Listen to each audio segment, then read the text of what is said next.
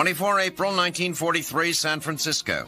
11,000 men of the 7th Infantry Division steam out of the fair spring weather of California and head toward a far less hospitable landfall on the Japanese-held island of Attu.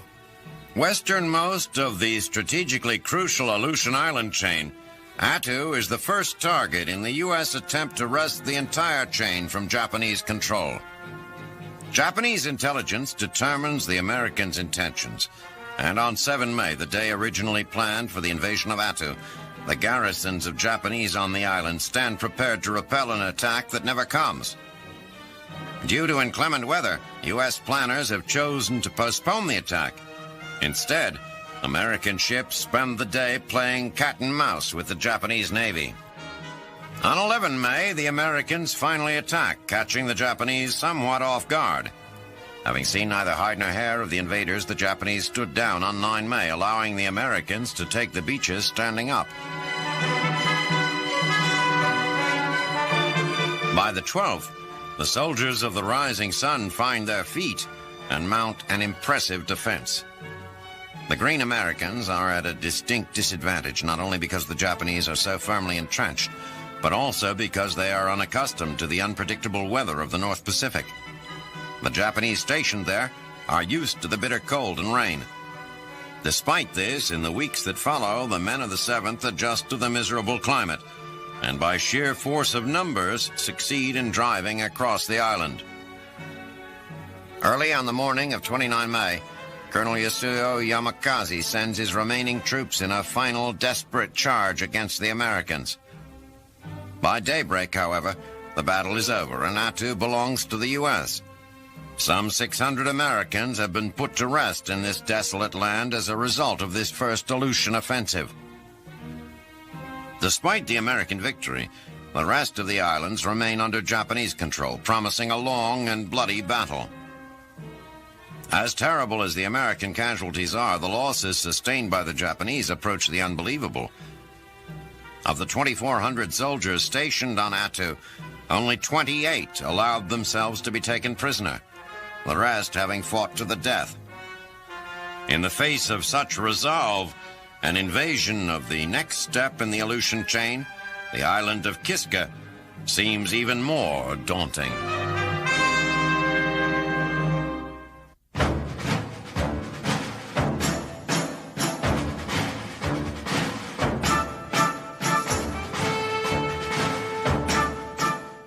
12 May 1943, Washington, D.C. For the second time this year, President Roosevelt and Prime Minister Winston Churchill, along with their top military advisors, gather to try to plot the future of combined English and American operations.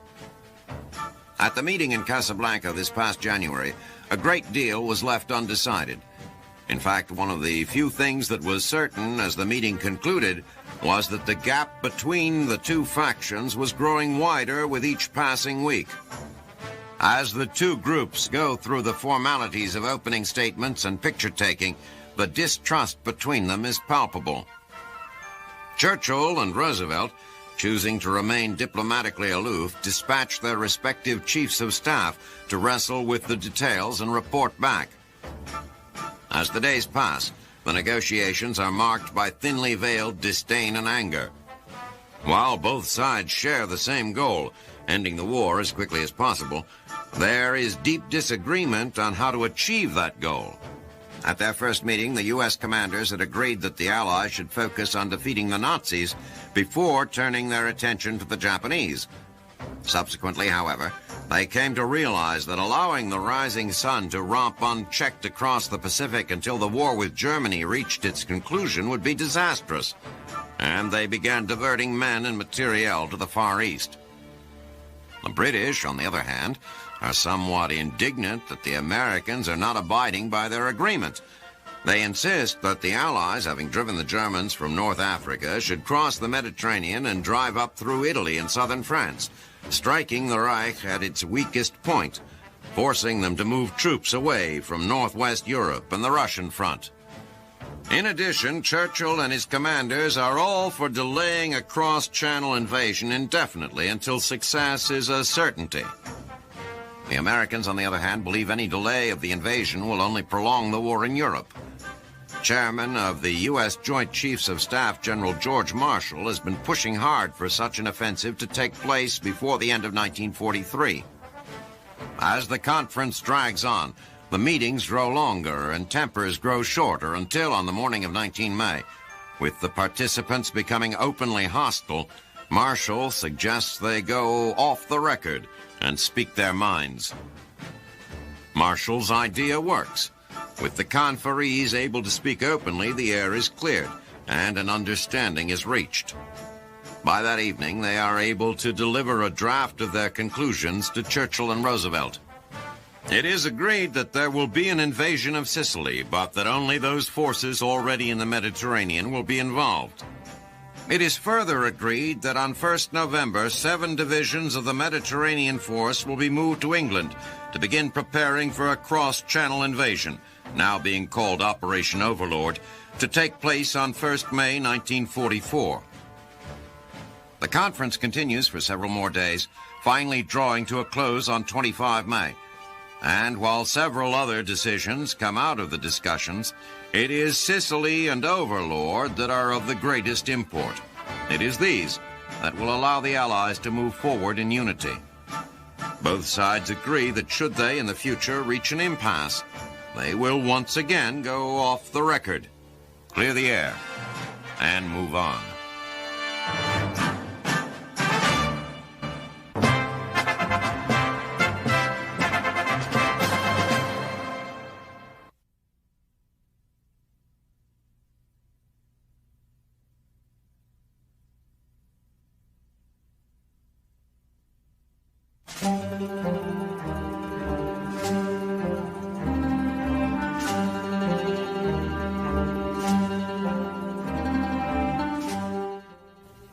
6 May 1943, in what is surely the opening of the final act of World War II in Africa, the Allies attack along a narrow front south of the Tunisian capital.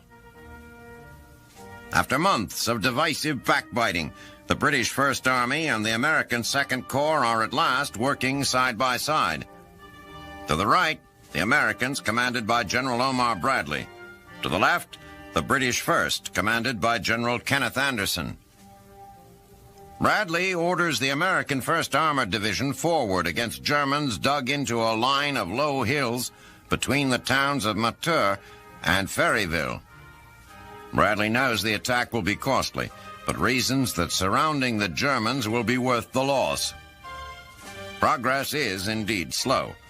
The Germans, as usual, have booby-trapped and mined the ground they give, and as engineers clear a path for the troops to follow, German artillery pummels the American armored columns. As the 1st Armored moves slowly through the hills, the 1st Infantry executes a bold and arguably foolhardy maneuver. General Terry Allen, commander of the Big Red One, ordered by Bradley to establish a defensive perimeter at the base of the hills, instead attacks. The German Barentine Regiment, battle-hardened and bitter after a string of hard-fought defeats, counterattacks. The Americans take hundreds of unnecessary casualties, and the normally taciturn Bradley vents his frustrations on Allen, ordering him not to risk his men without reason again. To the left of the Second Corps, the British are slogging along the road to Tunis. The British armor faces off with the remnants of Germany's once great Africa Corps, but in less than 24 hours, the British have the road cleared. The British 1st Armored and the American Red Bull Division link up and enter Tunis. General Sir Harold Alexander gives the order for the combined force to strike out for Bizerte, the last remaining German stronghold. Already on the outskirts of Bizerte is the American 9th Infantry Division. Accompanied by a ragtag band of French troops, the 9th is bogged down in a morass of German minefields and booby traps, only 12 miles from the city limits. Still smarting from Alexander's previous attempts to shut Americans out of the march to victory, Bradley orders the 9th to move forward even if it has to walk single file through the minefields. By 1500 hours on 7 May, Major General Manton Eddy signals Bradley that the road to Bizerte is wide open. Within an hour, his half-tracks are roaming the streets of the town. With resistance in both Tunis and Bizerte collapsing, Adolf Hitler orders his commander, General Jürgen von Arnim, to continue fighting to the last bullet. Von Arnim, taking Hitler's message to heart, races eastward out of Tunis toward the Cape Bon Peninsula. The British 6th Armored gives chase and on 9 May splits the last remnant of Hitler's once mighty African army into small, ineffective groups. On 12 May, the last 7 tanks of the 10th Panzer Division follow Hitler's orders and fire off their final rounds of ammunition. With those rounds gone, von Arnim surrenders. In the Tunisian campaign, Axis forces suffered more than 40,000 casualties. The Allies more than 65,000. But North Africa is at peace. The war, in this one place, is at last over.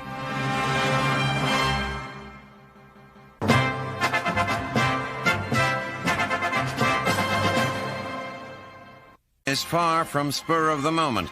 The fighting in North Africa is over, and with preparations for an assault on Italy getting underway, Churchill wants to iron out details of the Allied invasion. Churchill makes it clear from the outset that his primary concern is progress on the Russian front. The Red Army is pushing steadily forward, and it is on that front that Churchill believes the war will ultimately be won or lost. Churchill explains to Eisenhower that the main role of the American and British armies is to draw Axis strength from east to west. Eisenhower presents his plan for the invasion of Italy, tentatively scheduled to take place in 6 weeks. Churchill reminds Ike that if the invasion goes well and Sicily is quickly conquered, the Germans will not be forced to divert assets from the east. Eisenhower promises that if Sicily falls quickly, he will proceed immediately to the Italian mainland, denying Hitler the battlefield quiet that would allow him to turn his full attention to the Russians. On 31 May, British Foreign Minister Anthony Eden arrives in Algiers, bringing with him the question of what exactly to do with Charles de Gaulle. The leader of the Free French, de Gaulle lacks a significant army, navy, or air force, but still demands to be included in practically all aspects of the war. Churchill and Ike agree to grant de Gaulle power of governance over former French holdings in North Africa. On the afternoon of 4 June, Churchill and his party slip out of Algiers, heading for London. The heavy lifting of winning the war remains, as Churchill prefers, with the Russians. But though the Prime Minister sees Italy as a sideshow, to Eisenhower and the thousands of troops under his command, the invasion of Sicily and the subsequent invasion of Italy will be anything but a distraction.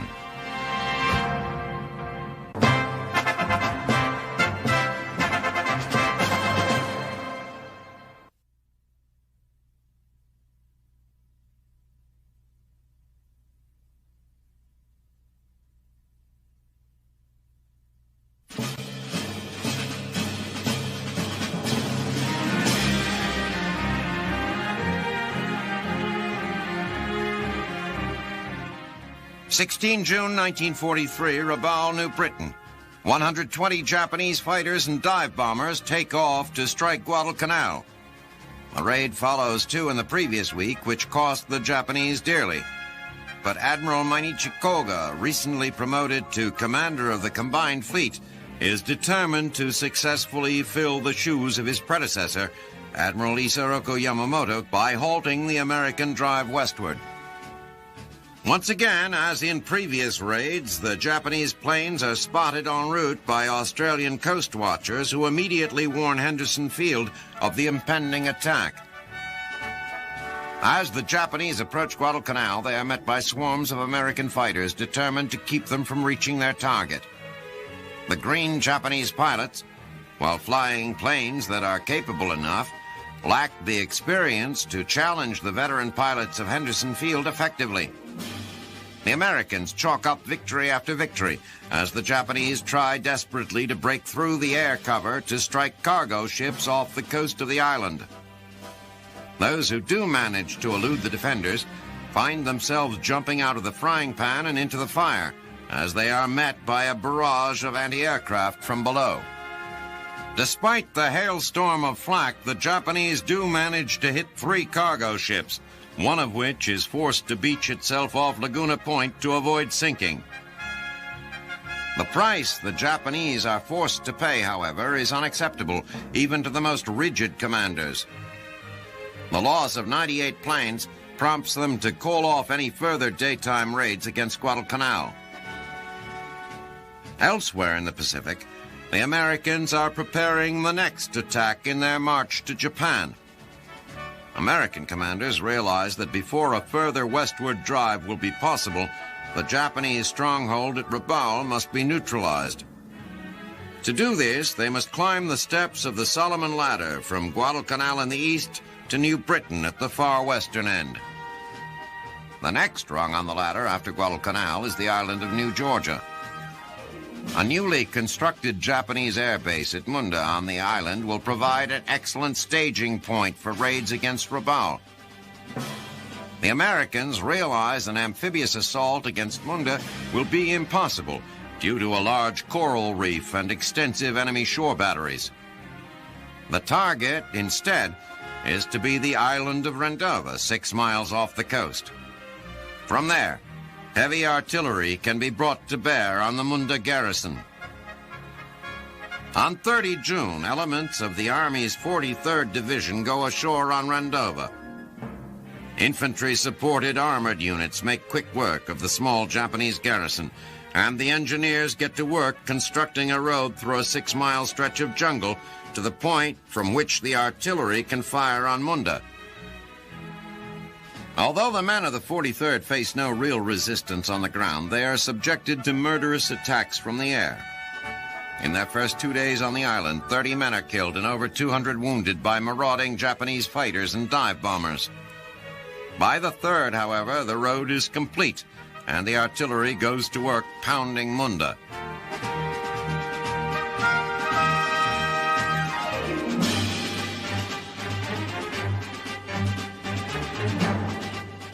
As the bombardment gets underway, 2 regiments of the 43rd go ashore at Zenana, New Georgia, some 5 miles northeast of Munda.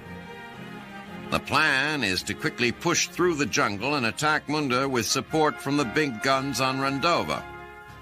But there is a problem. What looked like an easy 5 miles on maps is, in fact, an impossibly thick jungle. As the Americans hack their way through the heavy undergrowth, the Japanese, using guerrilla tactics, strike at the advancing column and then disappear into the jungle, shouting obscenities at the frustrated GIs.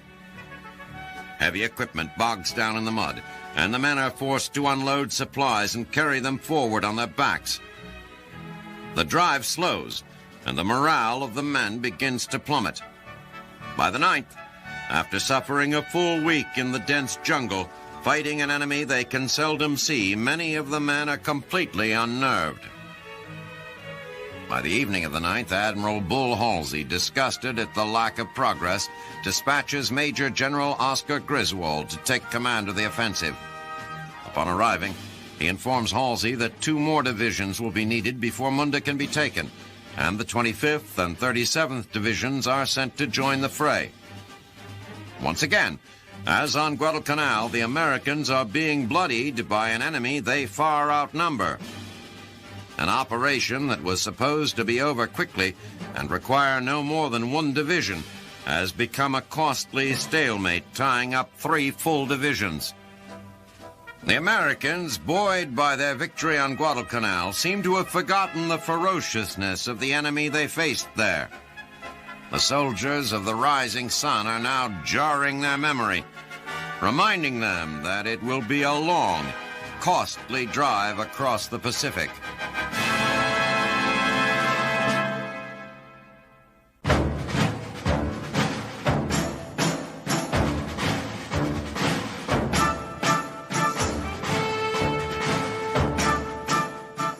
June 1943, New Guinea. A joint force of American and Australian troops land at Nassau Bay on the island's northeast coast, south of the Japanese naval bases at Salamaua and Lae.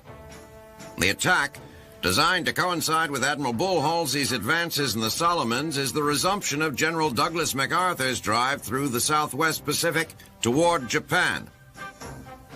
The operation, known as Cartwheel, is getting underway only after a bitter dispute between MacArthur and American naval commanders. Following the Battle of the Bismarck Sea, MacArthur presented the Joint Chiefs with Operation Elkton, his ambitious plan for a 5-stage advance up the coast of New Guinea and across to Rubble.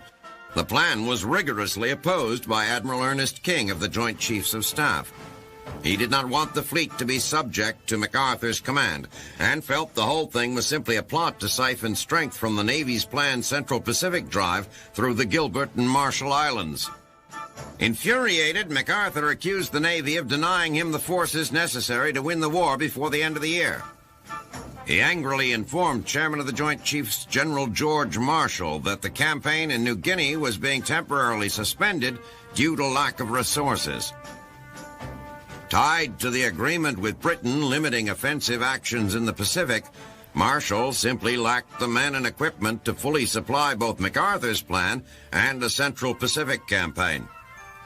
After vigorous and sometimes heated discussion, a compromise was reached. MacArthur was forced to scale back the scope of Elkton, and in return he was given temporary control of Halsey's battleships, carriers, and cruisers. Out of this compromise, Operation Cartwheel was born.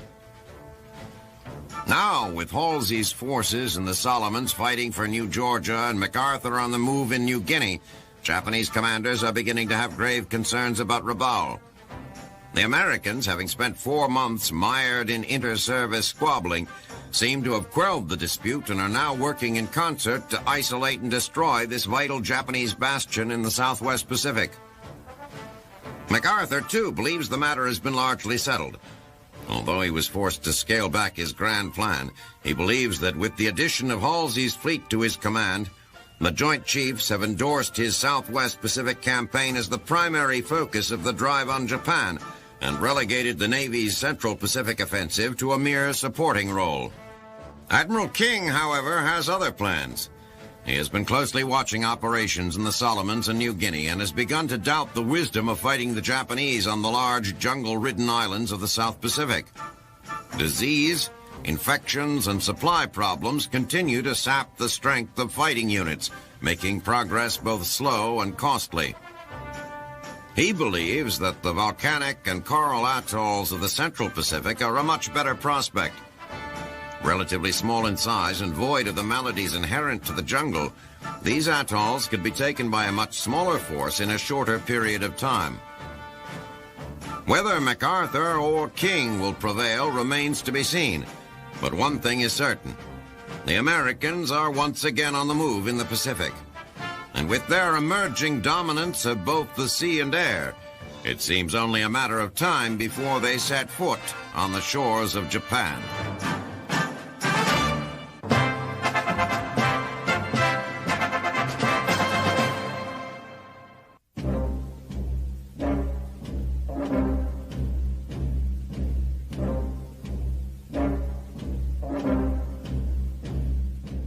5 July 1943, the Russian front. After a night filled with the whine of artillery shells and the drone of bombers, German troops numbering some 700,000 along with 2,400 tanks and assault guns begin pushing both north and south at the base of a salient 118 miles wide and 75 miles deep.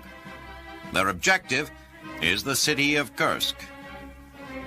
While Kursk holds no particular military value, Hitler has ordered this operation purely as a spectacle, hoping to gain one last victory in the East that will, as he puts it, shine like a beacon around the world. While many of his military advisors discouraged him from this offensive, just as many saw that it was politically necessary. So it is that after months of planning, the Nazis are once again on the offensive in Russia. Only this time, Joseph Stalin is prepared. Starting with the Russian counteroffensive at Stalingrad, both sides in this conflict have, time and again, used a pincers movement to cut a salient off at the root, trapping whole armies in the process. But both Stalin and Hitler have, in essence, been looking at the same map, and both can see the bulge in the lines. Even though the Nazis have been falling steadily back, Stalin suspected that Hitler would not be able to resist, trying to spring one last trap. So he has placed a huge reserve of men and tanks east of Kursk. Now it appears as though his caution will pay dividends. Attacking from the north, the German Ninth Army under General Walter Mödel begins pushing toward the village of Olkovatka, about a third of the way to Kursk. They make good progress. By the night of the 6th, they have pushed 13 miles and are closing in on the village.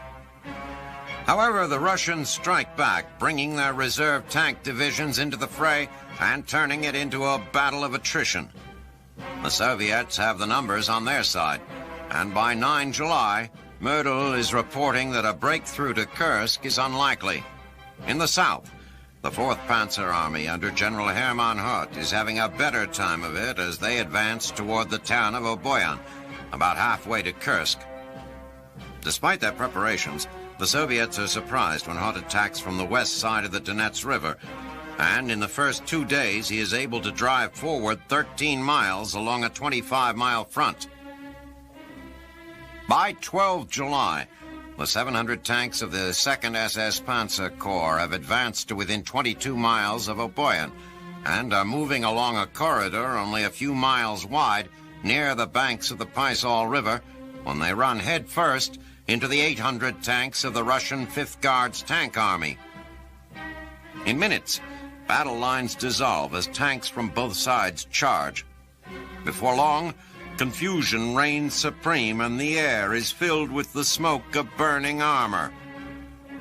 As the combatants withdraw, the battlefield is covered with more than 500 battered and burning tanks.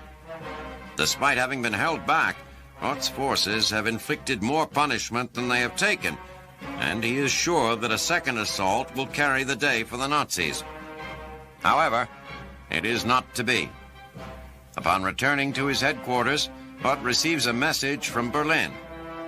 The British and Americans landing on Sicily 2 days earlier have now broken out of their beachheads, and Hitler insists that he must have the 2nd SS Panzer Corps for the defense of Italy. As a result, he has canceled the advance on Kursk and ordered all elements to withdraw to their starting positions. And so, it seems that 90,000 Germans and even more Russians have been killed or maimed for no real reason at all. The truth be told, the whole offensive was designed to do nothing more than put a gleam in Hitler's eye. But now it seems all the more useless, for there will be no decisive outcome, no ground or advantage or stature gained by either side. What has been the largest tank battle of this or any other war has been merely an exercise in death, destruction, and a tyrant's whim.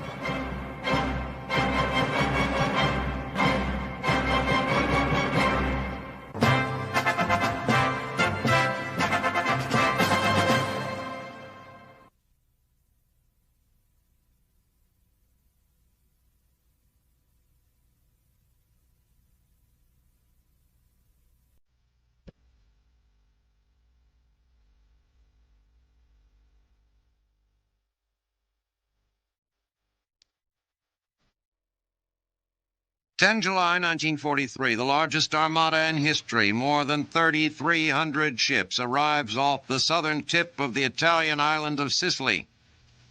Aboard those ships are 7 Allied divisions and the logistical support that the Allies hope will make possible the conquest of the largest island in the Mediterranean. The amphibious force has been gathering for more than a month. It has moved quietly out of ports in North Africa, with supply ships coming from as far as England. A few ships one night, a few more the next, trying to preserve secrecy while heading always to this moment. Awaiting this Allied invasion are more than 200,000 Italian Army regulars and 30,000 Germans. It is a sizable force, but the one thing no one seems sure of is how effective the Italians will be. American intelligence After interviewing Italians captured in Africa and reviewing reports from Sicilian operatives, is convinced that Mussolini's army would rather switch than fight, and predicts an easy campaign. The plan is strategically simple. The British Eighth Army, led by General Bernard Montgomery, will lead the attack, moving north up the eastern shore of the island. The U.S. Seventh Army, led by General George Patton, will land to Montgomery's left, protecting the British flank and, in Patton's mind, facing the brunt of an Axis counterattack. The invasion is codenamed Operation Husky, and the shipboard forces are preceded only by a relatively small number of airborne troops. But high winds and dark clouds conspire to render the airborne attack useless. More than 3,000 American paratroops land, scattered across the island in concentrations too weak to be effective, and the British can place only 12 of more than 140 gliders on target. The few soldiers who survive the landings uninjured are quickly rounded up by Italian patrols. That same weather churns the normally placid Mediterranean. Within sight of Sicily, the ships begin to disgorge their cargo of seasick infantry, many of whom have been bobbing around offshore for more than 2 weeks.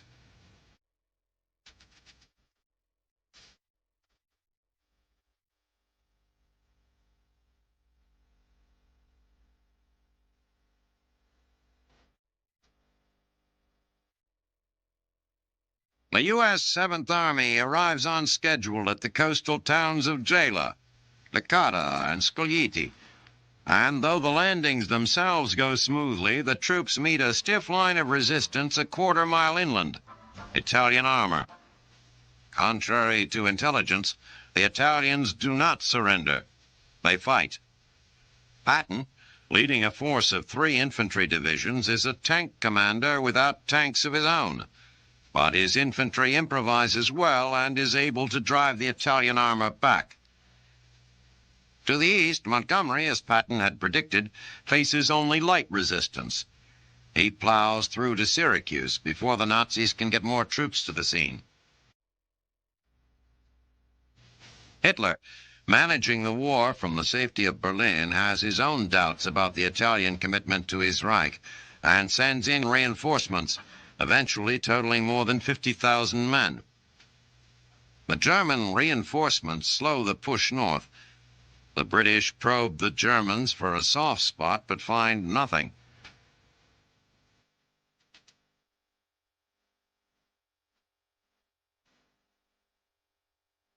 On 11 July, the Luftwaffe arrives in force, bombing and strafing not just the British, but also the thousands of landing craft supplying the invasion.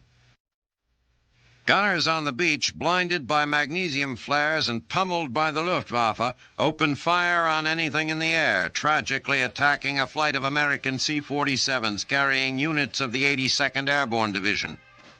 Before the firing is brought under control, 23 American aircraft are downed by friendly fire. The quick victory predicted by intelligence is not to be. It becomes clear early on that Sicily will be no easy conquest. What is just as clear, and in the long run perhaps more disturbing, is that the Allies have on their hands the beginnings of a first-class rivalry. Patton's disrespect for Montgomery is becoming obvious to their troops. Rather than waiting for Monty to fight his way out from under the Germans, Patton plows gleefully ahead, stretching the bounds of his orders in his quest to best his British counterpart. Montgomery, no less full of himself than Patton, has his forces looking desperately for a way past the Germans so that he might be the one to claim the island for the Allies. That Patton and Monty will let their distaste for each other continue to affect their battle conduct seems inevitable. The only question that remains is whether the competition will help or hinder the Allied war effort.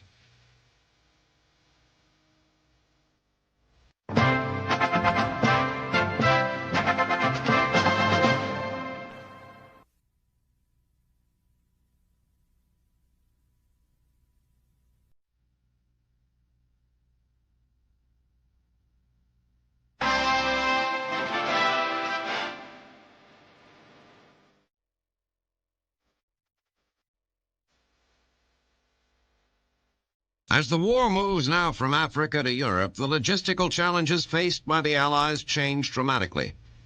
Left behind is the Sahara Desert, an area largely devoid of natural features. The desert has mountains, of course, but they tend toward the runty. And though there are riverbeds, they stay perpetually dry. Africa, for the soldiers who fought there, was a clean slate, a battlefield that exerted a very limited effect on the battle.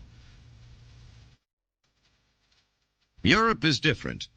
Europe has rivers that actually flow, mountains that tower to the clouds, features that can stop an army in its tracks even without the presence of an enemy. In North Africa, the work of combat engineers was largely unappreciated. They built their share of berms and revetments. They smoothed out roads, ran wires and the odd pipeline across the barren landscape. But the battle seldom, if ever, turned on their labors. As the Allies expand their beachhead in Sicily, however, it is becoming clear that the engineers are no longer going to remain secondary to the other military specialties. Sicily, like Europe as a whole, is hilly, an island of roads that cling to hard rock cliffs above valleys cleaved by broad streams. A retreating force to delay an advancing enemy need not fight. It needs simply to destroy bridges and roadways. That is, not surprisingly, exactly what the Germans and Italians are doing.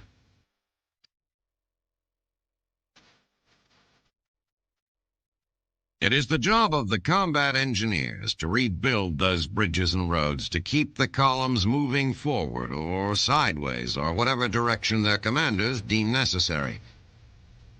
The engineers arrive at a bottleneck well prepared. They have most often studied aerial photographs of the blown bridge, photographs taken long before infantry and armor arrive on the scene. They bring with them the tools of their trade. They have Bailey bridges, temporary and transportable spans that can be increased in length and capacity simply by bolting piers and trusses together. They have at their disposal as well pontoon bridges, which float on the water and seem about to sink with every passing vehicle.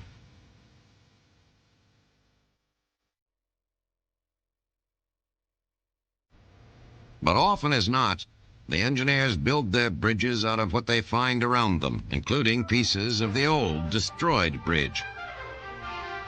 It is a bromide among engineers that the perfect combat bridge will collapse as soon as the unit's last vehicle crosses it.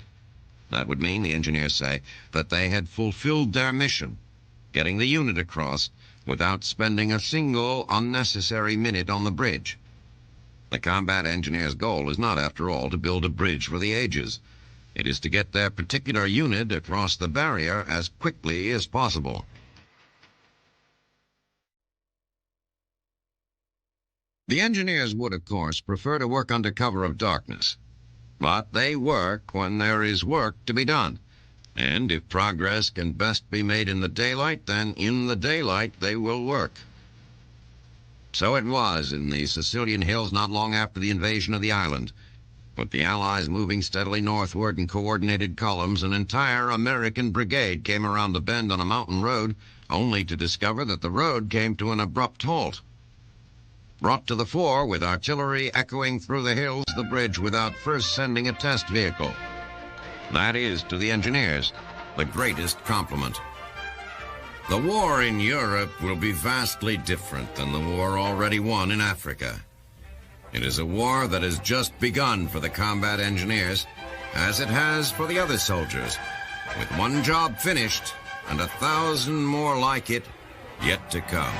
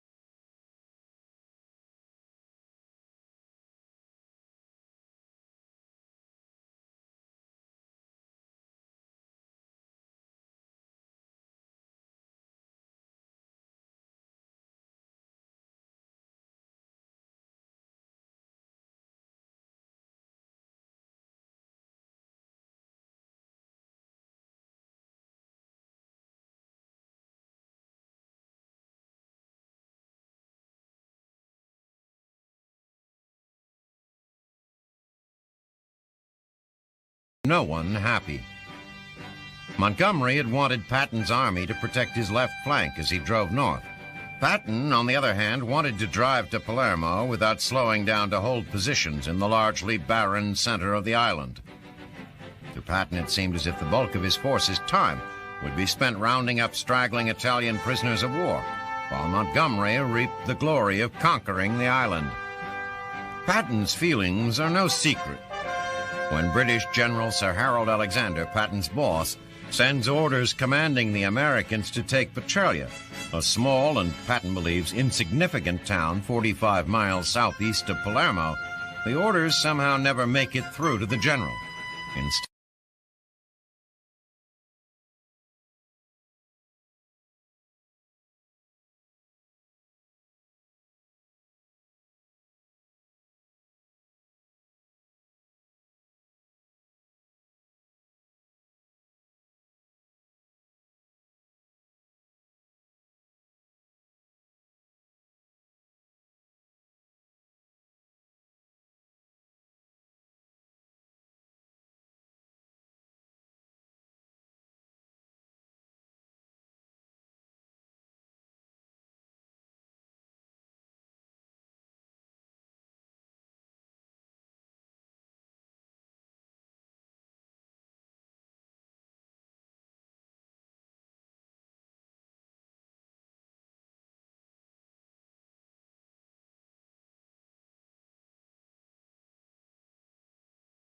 city with all the pomp of a conquering potentate, he sets up his headquarters in a palace, inviting reporters in to hear of his exploits.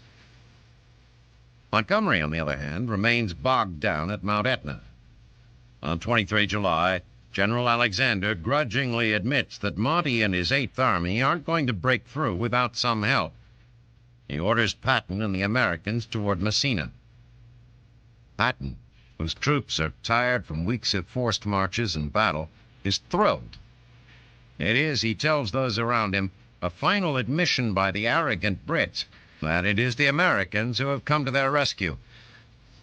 The Nazi forces that have confounded Montgomery will now face not one, but two Allied armies, making it clear to all, even to Hitler himself, that the Axis cause on Sicily is all but lost. With that in mind, on 24 July, Italy's fascist Grand Council meets. Unhappy with Mussolini's tepid response to Hitler's belittling of Italian troops, and distraught at rapid Allied progress on Sicily, the Grand Council removes Mussolini from power.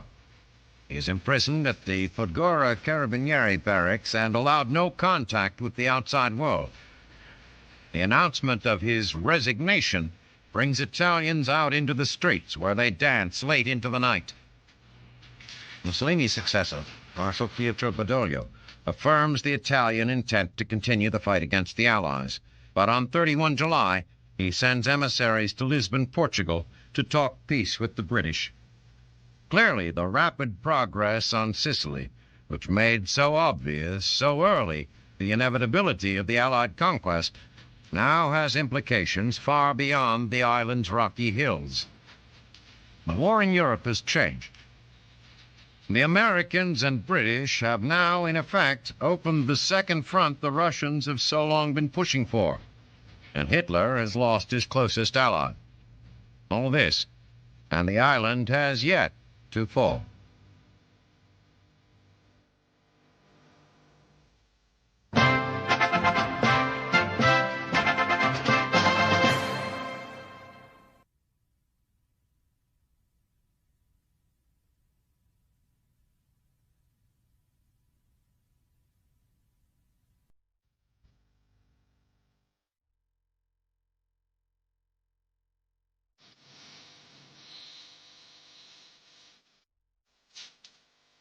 July 1943, Guadalcanal.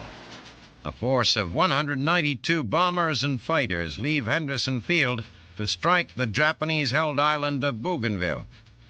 The largest island in the Solomon chain, Bougainville is the last major obstacle facing Admiral Bull Halsey in his quest to climb the Solomon Ladder and isolate the Japanese naval air station at Rabaul, New Britain.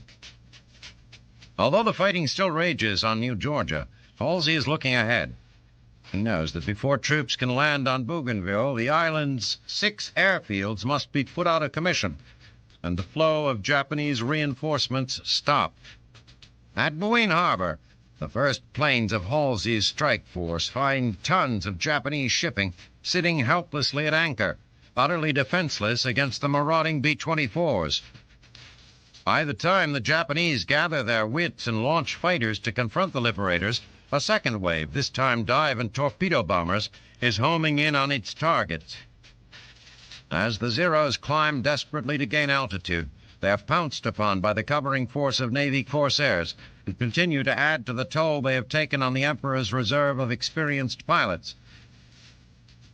As the strike force turns for home, they have destroyed at least 21 Zeros and leave behind 7 burning ships, including 3 destroyers. While Admiral Halsey and the American High Command may be turning their attention to Bougainville, it is the last thing on the minds of the men struggling to survive in the jungles of New Georgia. The GIs and Marines fighting here face a determined enemy in the troops of Major General Nabor Sasaki. Well camouflaged in a maze of pillboxes, they subject the Americans to withering machine gun and mortar fire. The jungle is incredibly thick and offers every advantage to a clever defender. The men advancing into the teeth of these defenses, it seems as though they are fighting an invisible enemy. Progress is measured in feet.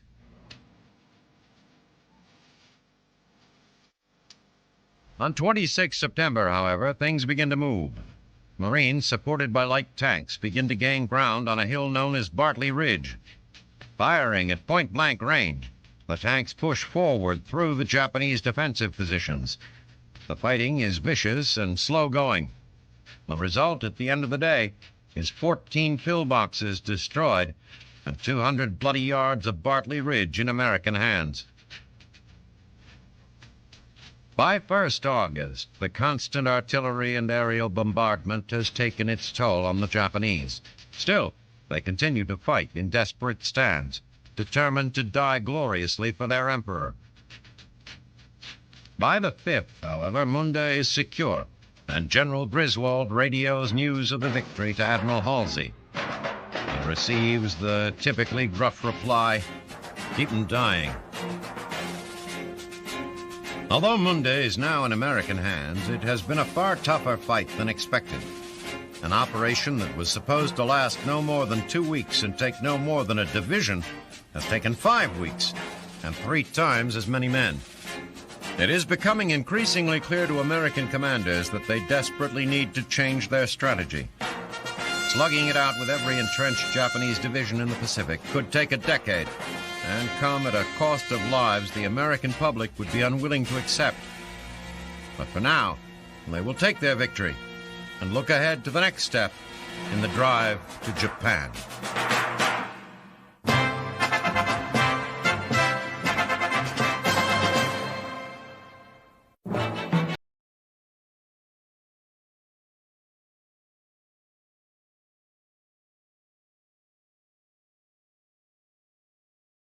August 1943, Libya.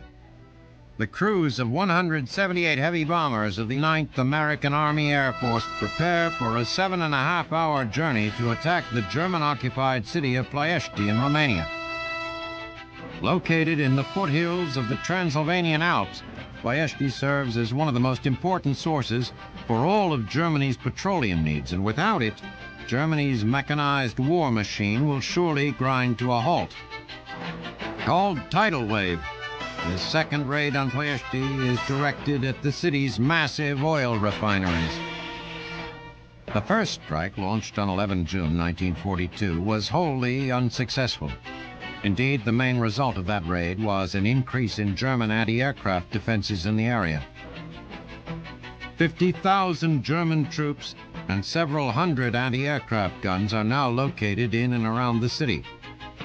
Unfortunately for the bomber crews, Allied intelligence has failed to accurately appraise Ploiești's increased anti-aircraft capabilities, and as a result, planners have devised tactics for attacking a lightly defended target. The approach to Ploiești varies from the Allied bombing tactics in use over Germany. The bombers over Hamburg and Essen released their loads from an altitude of several thousand feet in an effort to avoid anti-aircraft fire, while those at Ploiești are to be released from below 100 feet. This technique should yield remarkably accurate bomb placement. The mission is plagued with problems from the start, with one of the bombers having crashed on takeoff and several others turning back due to mechanical difficulties. Over the Mediterranean, the plane carrying the assault's lead navigator crashes into the sea, leaving the force in the hands of a less experienced navigator. Approaching Ploiești, Mission Commander General Uțelent, mistrusting the replacement navigator, mistakenly directs the liberators toward the city of Bucharest, 35 miles south of the target. Even after realizing their navigational error, the pilots are too busy avoiding flak to immediately correct their heading. Once on approach to Ploiești, the B-24s encounter their stiffest resistance yet. Undaunted, the pilots sweep in low to drop their bombs as precisely as possible.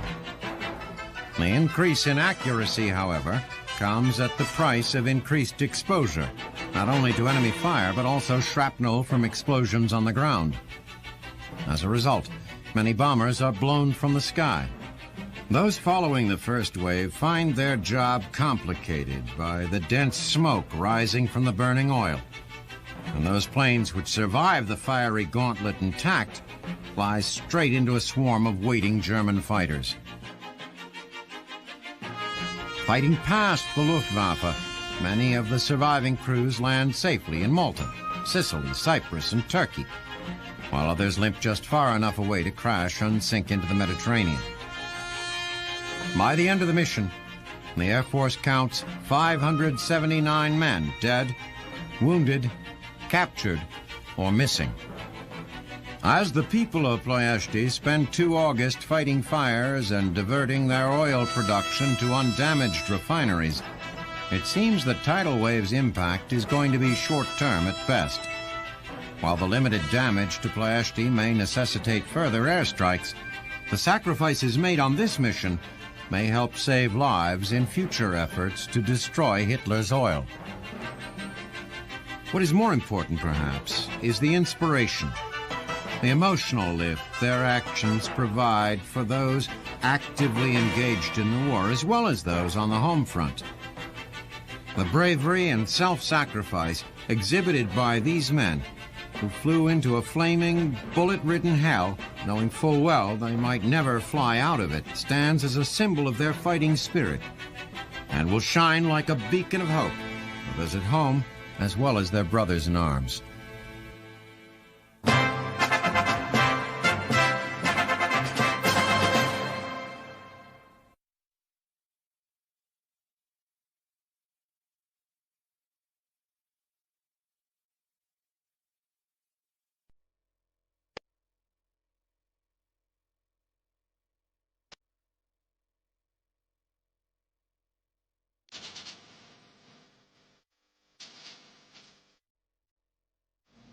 August 1943, the Russian front.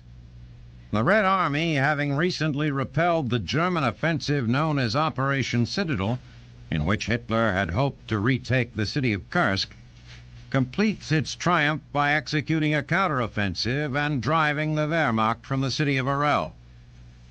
In Moscow, a normally stone-faced Stalin allows himself the indulgence of a smile. The reason for his glee is not just the victories at Kursk and Orel, but his belief that the momentum has shifted permanently to the Soviets.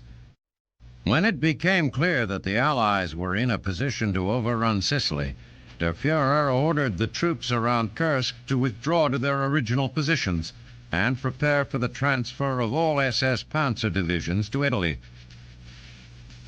It is just this sort of relief that Joseph Stalin has been demanding since he entered into his uneasy alliance with England and America. While the people of all of the United Nations have suffered in this war, clearly it is the Russians who have borne the brunt of the misery. And until now, there has been little effort on the part of Russia's allies to alleviate that suffering. When the Germans launched Operation Barbarossa on 22 June 1941, the Soviet people were taken totally off guard. The German advance was swift and, as always, merciless. Soviet cities toppled like dominoes. Brest, Smolensk, Riga, Kiev, and with it much of the Ukraine. Leningrad was surrounded, beginning a siege in which hundreds of thousands of people died of starvation. By December of 1941, the Nazis had battled to the outskirts of Moscow, almost literally to the doorstep of the Kremlin. Only then were the men of the Red Army, assisted by the harsh Russian winter, able to bring the advance to a halt. Stalin, knowing that his country and his people were suffering much greater losses than the other Allied nations, demanded that the U.S. and Britain mount a cross-channel attack in 1942. Opening a second front in Western Europe would force Hitler to draw troops away from the Russian front and ease the suffering of his people. The United States was interested in pursuing the possibilities, but Churchill would have none of it. The results, he insisted, would be disastrous. The loss of life too great to bear. Stalin found this position outrageous, convinced that for every British life saved, a Russian life would be lost. The debate continued until the ill-fated raid at Dieppe in August of 1942 served to prove Churchill's point. In the spring of 1943, the Nazis once again went on the offensive, and once again the Russians suffered.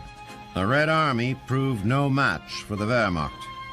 The losses, both military and civilian, were enormous. As winter approached, however, the determination and fortitude of the Russian people began to pay off. The Germans were soundly defeated at Stalingrad. The siege of Leningrad, if not broken, was at least breached. The Red Army began to push forward all across the front. Then, as summer arrived, there was some effort by the U.S. and Britain to come to the aid of the Soviets. On 10 July, Allied troops came ashore on Sicily, and the impact was immediate. With the Americans and British poised to strike at Italy, Adolf Hitler suddenly had two fronts to worry about, and on 13 July, the Kursk offensive was canceled. German troops and equipment began to move away from the Russian front. Now, as they marched through Orel and beyond, even the Russian soldiers on the front lines are beginning to believe that their fortunes have changed permanently. And while Stalin is pleased, or as pleased as Stalin can get, at the relief he is getting, he cannot help believing that it has been much too long in coming. The Russian people have suffered and died to preserve American and British lives. It continues to demand a cross-channel invasion, certain that until his allies plant their feet on the beaches of Western Europe, it is his country, his people, who will continue to pay the price.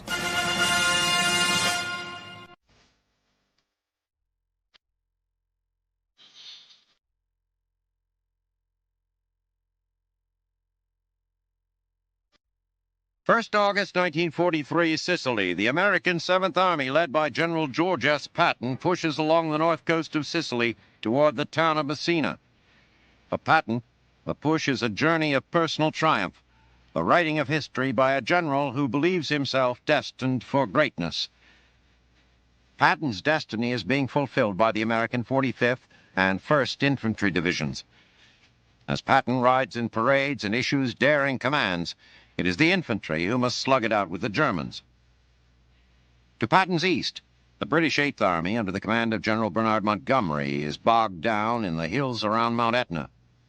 They face a vast array of German-laid minefields and booby traps. Clearance of the obstacles is virtually impossible, as the Germans rain artillery fire down on the exposed engineers. Patton is, of course, intensely aware of Monty's progress, or lack of it. Since meeting in North Africa, Patton and Monty, despite their positions as Allied generals, have become bitter rivals. There are many reasons for this, most of them having to do with the petty jealousies that so often distract men of great ego. Each general believes his own country superior. Each believes the other to be incompetent. And each wants for himself credit for winning the war. Patton and Monty answer to British Field Marshal Harold Alexander, who, as commander of ground forces in North Africa, came to believe that Americans were sloppy, undisciplined soldiers.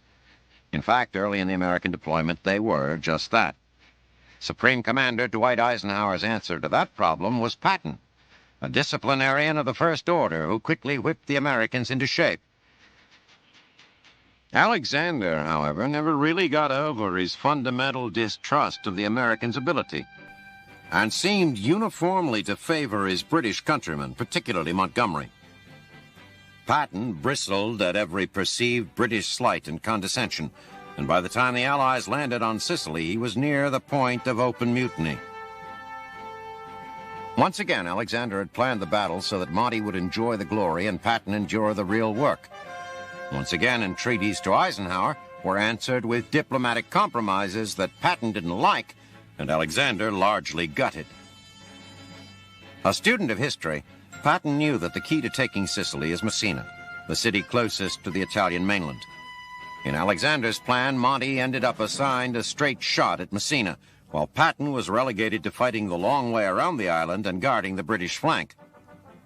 Now, however, Patton is in a position to arrive first at Messina, claiming his role as hero while vindicating once and for all the American fighting man. Patton urges his troops onward, and the men of the Big Red 1 and 45th Infantry claw slowly forward, battling through enemy minefields, past blown bridges, every obstacle a potential ambush. The casualties are not horrendous, but they are constant. Brave men, Patton calls his soldiers, but on 3 August, while visiting wounded at a hospital near Nicosia, he is confronted with something else entirely: battle fatigue. Outraged that an enlisted man who left battle merely for psychological reasons would be housed with soldiers physically wounded, Patton curses a quaking private, slapping him and throwing him out of the hospital tent.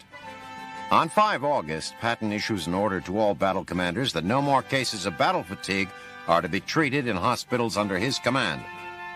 Those who report for stress-related treatment, Patton says, should be court-martialed. It is an inhumane order. One of the well-kept secrets of the war is that the stress of fighting can cause as many casualties as bullets. As the 7th Army moves closer to Messina, the German resistance stiffens. General Omar Bradley conceives a series of amphibious landings behind enemy lines, leapfrogging the Nazis' entrenched positions. On 7 August, Bradley launches the first assault, hitting hard and forcing the defenders to abandon their positions. The main German force, however, escapes.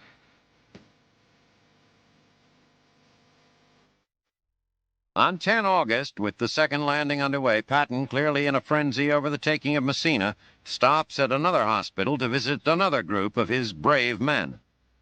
Among them, he finds another case of battle fatigue. He slaps the soldier repeatedly before leaving to monitor Bradley's progress. The final push into Messina goes well. The city is isolated, and on 16 August, Bradley makes plans to have Major General Lucian Truscott, Jr., whose 3rd Division did much of the actual fighting, accept the city's surrender.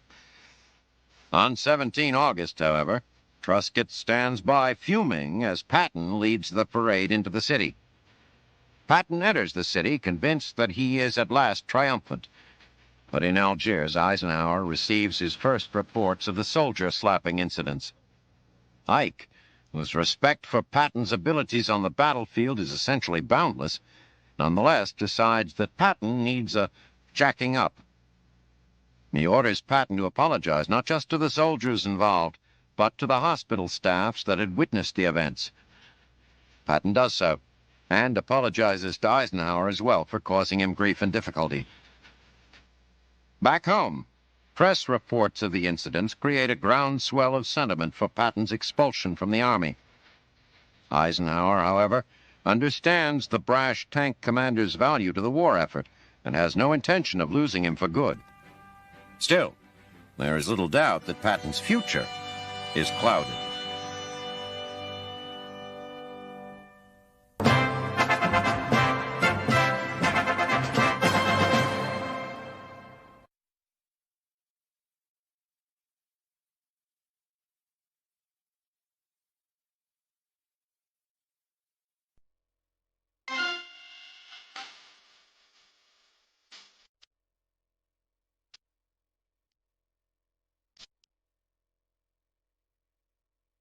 First August 1943, New Georgia.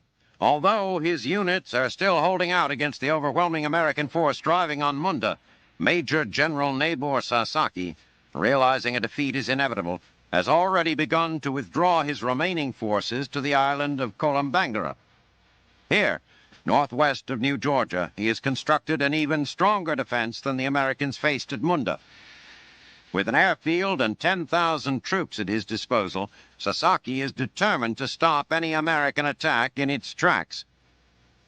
As on Guadalcanal, the U.S. Navy is taking a heavy toll of the barges used to shuttle reinforcements to the island.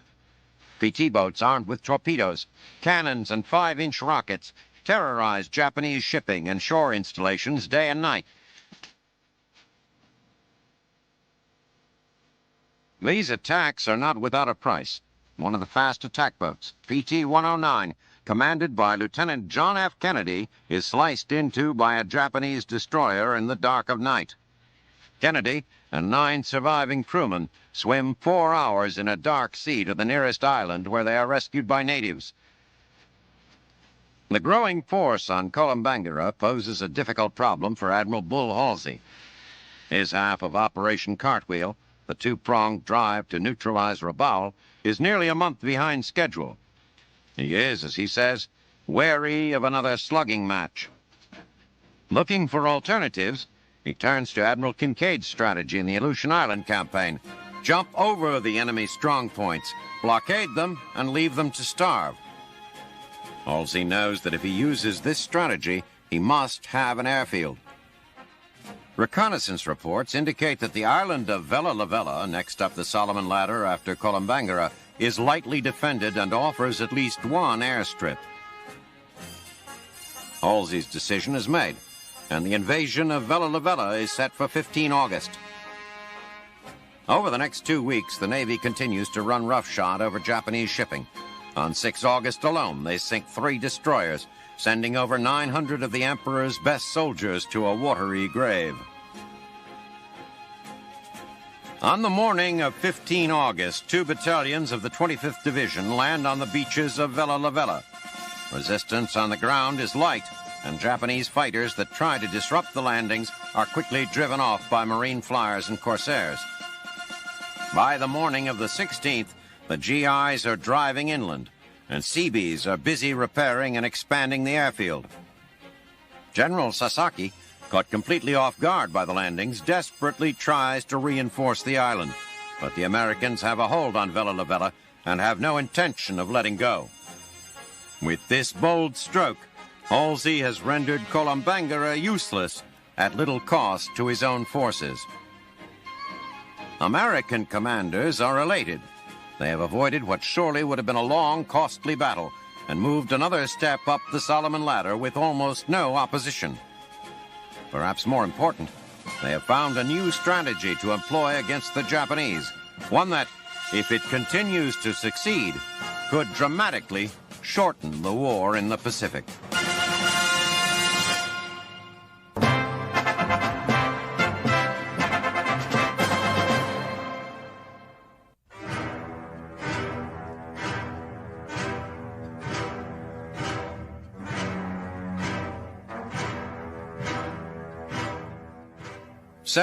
August 1943, England. After waiting a full hour and a half for the skies to clear, the commander of the 4th Wing of the 8th Air Force, Colonel Curtis LeMay, decides he can wait no longer and orders that the day's mission begin.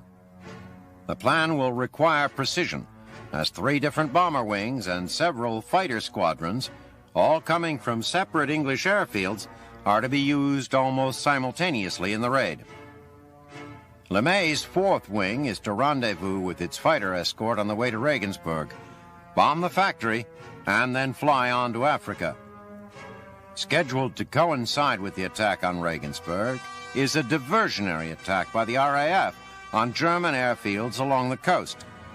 Slated to cross into German airspace just 10 minutes after the bombers of the 4th are 230 flying fortresses of General Robert Williams' 1st Air Wing.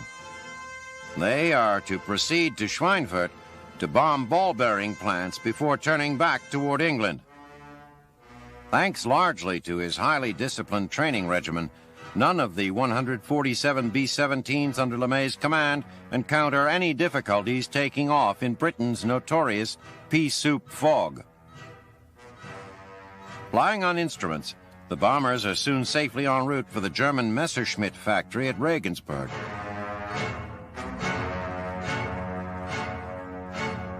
Unfortunately, the fog in which LeMay's men are so capable either grounds or delays all of the other squadrons. The first fighters that the men of the Fourth Sea aren't escorts, but Luftwaffe defenders. Determined to bring down the forts, they fly through their own flak to get at the big bombers. The diversionary attacks along the coast arrive far too late to divert any attention from the raid at Regensburg. Despite sustaining heavy losses, LeMay and his men stay on course and deliver their payloads. Those who survive the German flak and fighters fly on to land in Africa with little more than fumes in their gas tanks.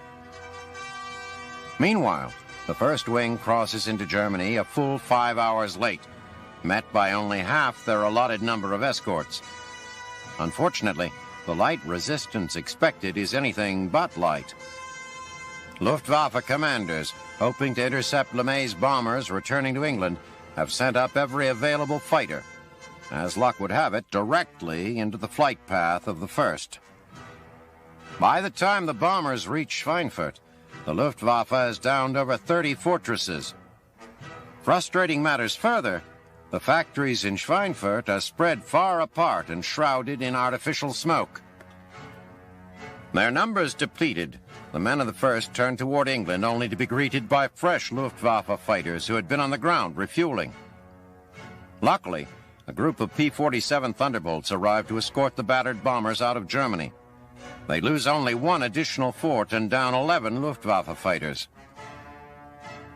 While the raid on Regensburg causes major damage to the plane factory, most of the bombs in Schweinfurt miss their mark. The fact that the largest and most complex raid yet attempted by the American Air Force in England has been foiled by the caprices of weather demands reconsideration of the tactics underlying the entire bombing campaign against Germany.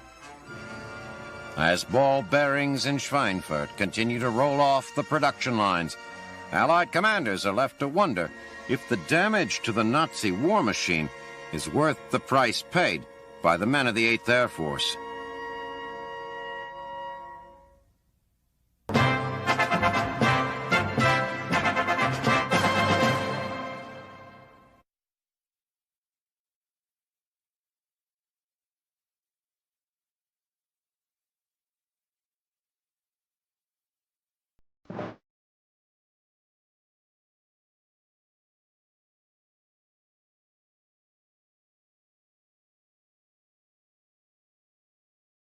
August 1943, Moscow. After years of gloom and defeat, the Russian people, dancing and cheering, take to the streets in celebration.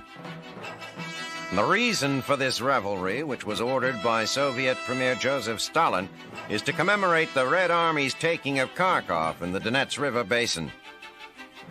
The Soviet people, hungry for any good news after years of hardship and grief, don't have to be ordered to rejoice. Although this is the 4th time Kharkov has changed hands since the beginning of hostilities, Stalin is comfortable issuing orders for a celebration, for this time the Germans are unlikely to return.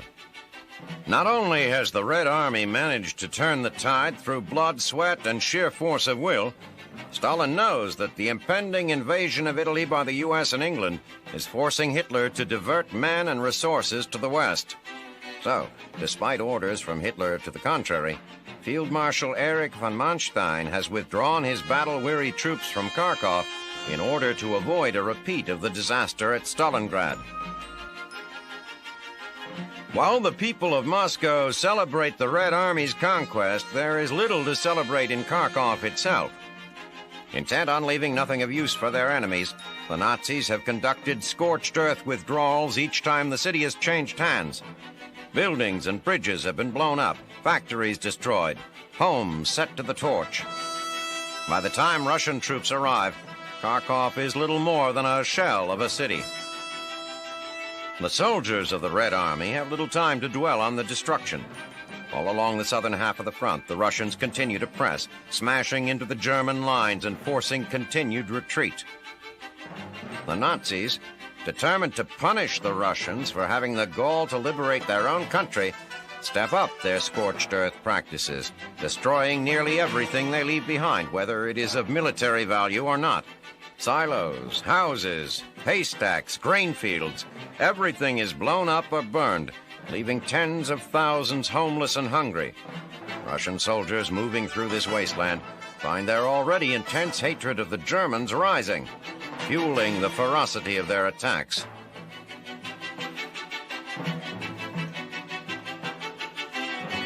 Under increasing pressure from the Soviet offensive, the Wehrmacht continues to fall back.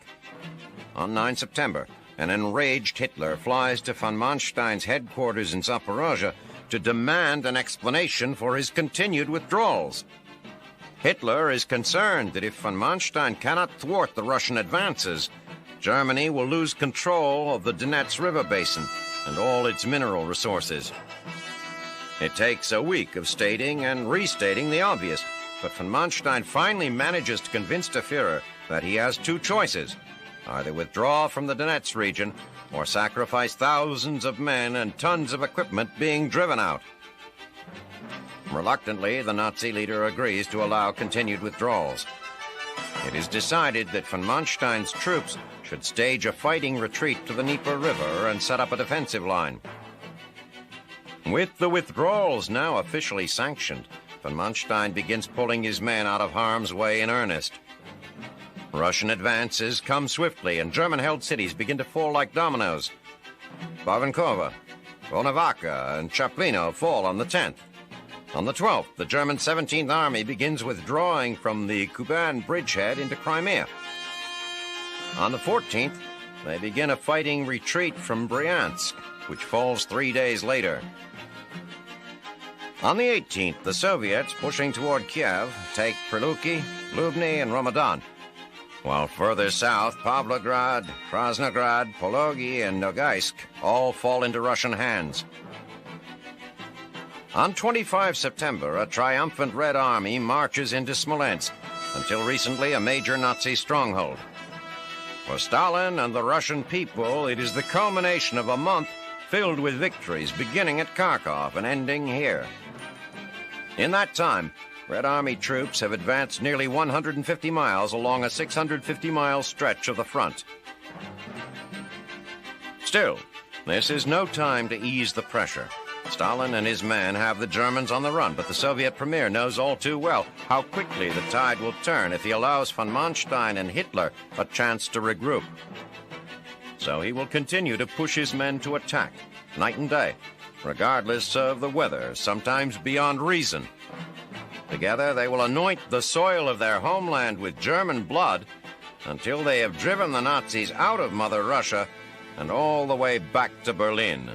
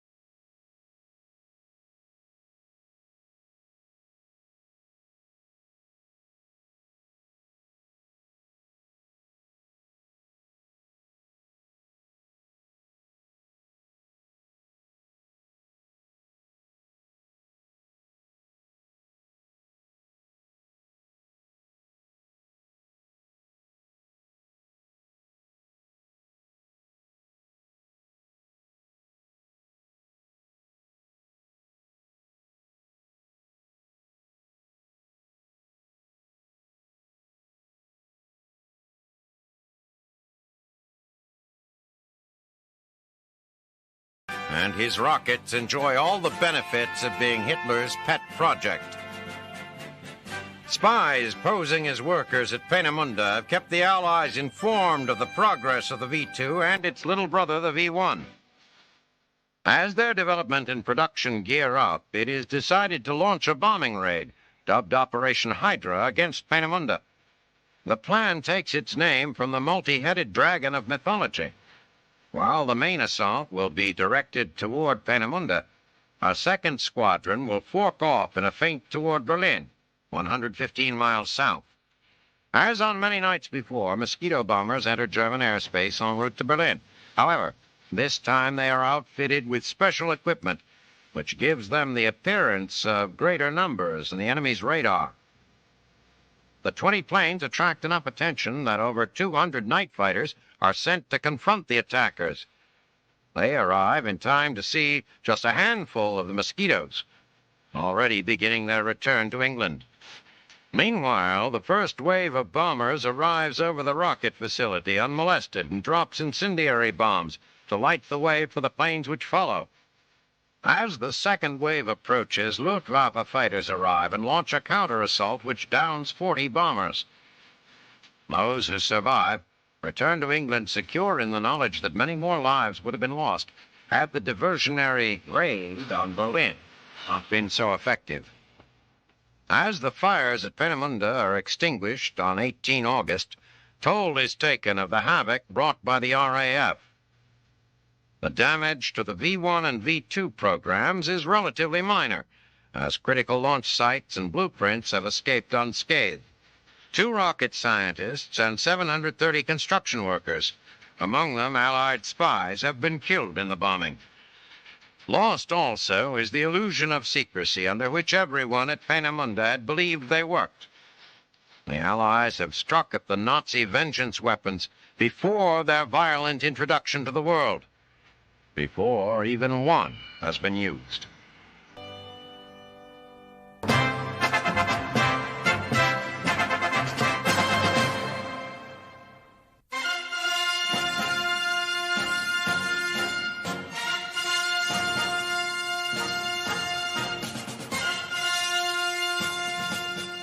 For September 1943, New Guinea, as Admiral Bull Halsey's forces continue their advance through the Solomons, troops under the command of General Douglas MacArthur prepare to launch the next phase of their offensive to drive the Japanese from the north coast of New Guinea.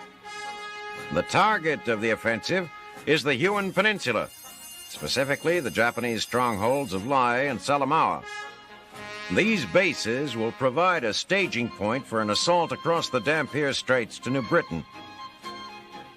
Although today is the day the Australian 9th and American 41st Divisions under the command of Major General G.F. Wooten are to go ashore 20 miles east of Lae, preparations for the invasion began in June when Allied forces landed south of Salamaua at Nassau Bay. Those landings had exactly the effect MacArthur had intended. Japanese commanders, believing that Salamaua was the Allies' primary objective, began to move troops south from Lae to reinforce the garrison there. Although only a feint, this force has been steadily pushing the Japanese back. They now are within 6 miles of Salamaua. The next critical blow was delivered on 17 August when bombers of General George Kenney's 5th Air Force strike the Japanese air base at Wewak. The force stationed there was to provide air cover for the garrisons at Lae and Salamaua, but the raid caught the Japanese off guard and the planes were destroyed on the ground. This raid has become known as the Black Day to the Japanese, whose air strength in New Guinea was virtually wiped out. Now, as the landing operations at Lae get underway, it becomes quickly apparent to MacArthur how well his deception has worked. The Japanese have so weakened their garrison at Lae that by nightfall, the Allies have landed almost 3,000 troops and hundreds of tons of supplies with very few casualties. On the morning of the 5th, the other shoe drops on the Japanese. Following an intense low-level bombardment by B-25 Mitchells and A-20 Havocs, the men of the 503rd Parachute Infantry Regiment launch an airborne assault against Nadzab Airfield about 18 miles northwest of Lae. MacArthur, flying aboard a B-17, proudly watches the war's first strategic deployment of an American airborne unit. The Japanese are caught completely off guard, and the men of the 503rd secure the field virtually unopposed. They quickly set up a perimeter and set about repairing the airfield. 2 days later, elements of the Australian 7th Division under the command of Major General George Vasey land in C-47s and begin pushing toward Lai. Japanese Lieutenant General Hidemitsu Nakano, stunned that Allied forces are suddenly advancing on him from 3 sides, is determined to stand in Salamaua and fight to the death. The Japanese High Command, however, unwilling to sacrifice the force, orders him to withdraw if it becomes evident he will be overrun by the Allies. On 11 September, he orders his remaining forces to retreat toward Lai. Also racing for Lai are the men of the 7th and 9th Divisions. While their commanding generals have wagered that each would reach the city first, for the men, it is quite simply a matter of pride. Mud and rain-swollen rivers present more of an obstacle than Japanese resistance, and both forces make good progress. On 16 September, the men of the 7th enter the shattered city and claim their empty prize. The main body of the Japanese 18th Army, some 9,000 men, have abandoned the city and escaped to the mountains north of Lai. There is little time for self-congratulatory pats on the back. MacArthur, determined to keep the pressure on, orders the men of the 7th to do an about-face and race back toward Nadzab and the Ramu Valley. The 9th Division is to push up the coast of the Huon Peninsula and launch an assault on Finschhofen. For the Japanese commanders, it seems as though the walls are beginning to crumble around them. MacArthur is rolling through their defenses on the Huon Peninsula, and the new strategy of island hopping has propelled Admiral Bull Halsey's forces up the Solomon Ladder with alarming speed. They see the overwhelming number of ships, planes, guns, and men the United States is bringing to bear, and fear that eventually this growing power will eclipse the rising sun.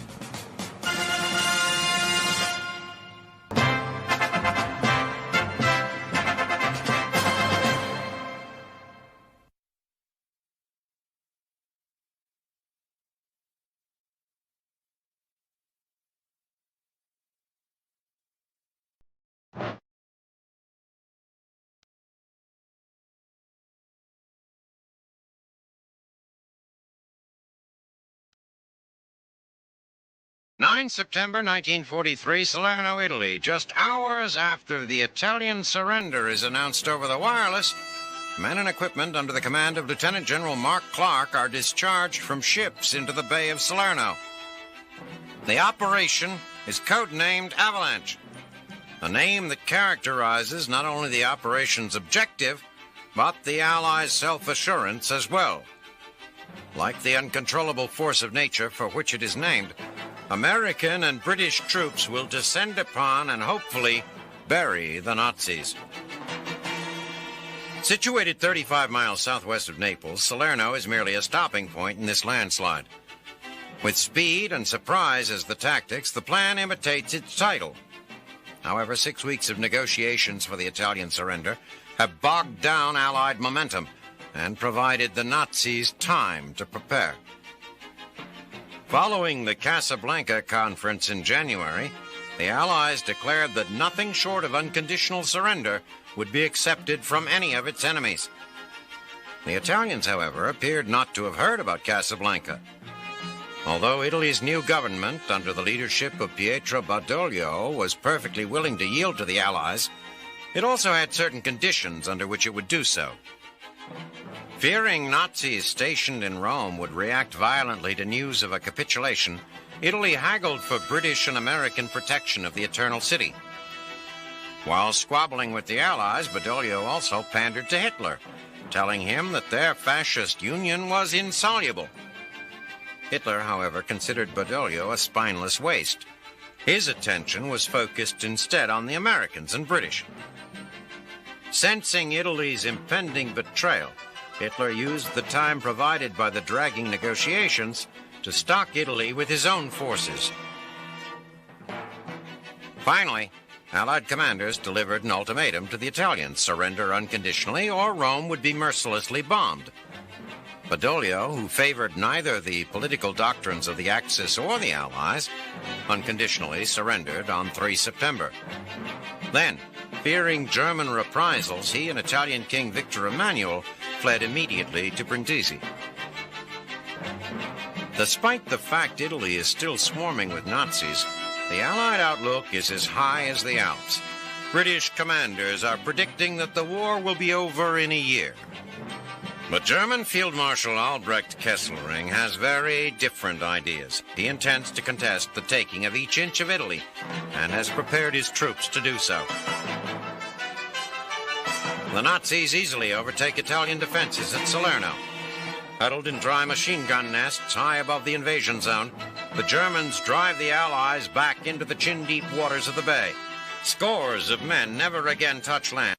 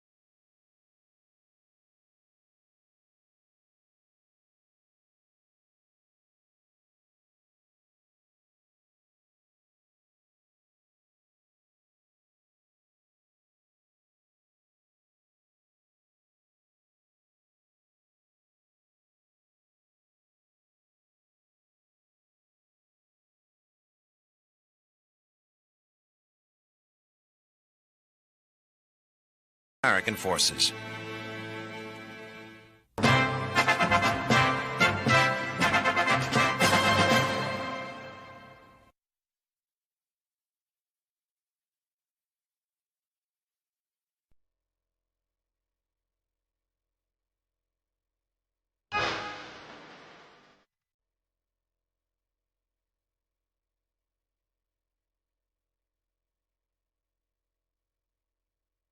In Tokyo, within sight of the Japanese Imperial Palace, there is an institution as sacred to the Japanese fighting man as the emperor is to the Japanese nation as a whole.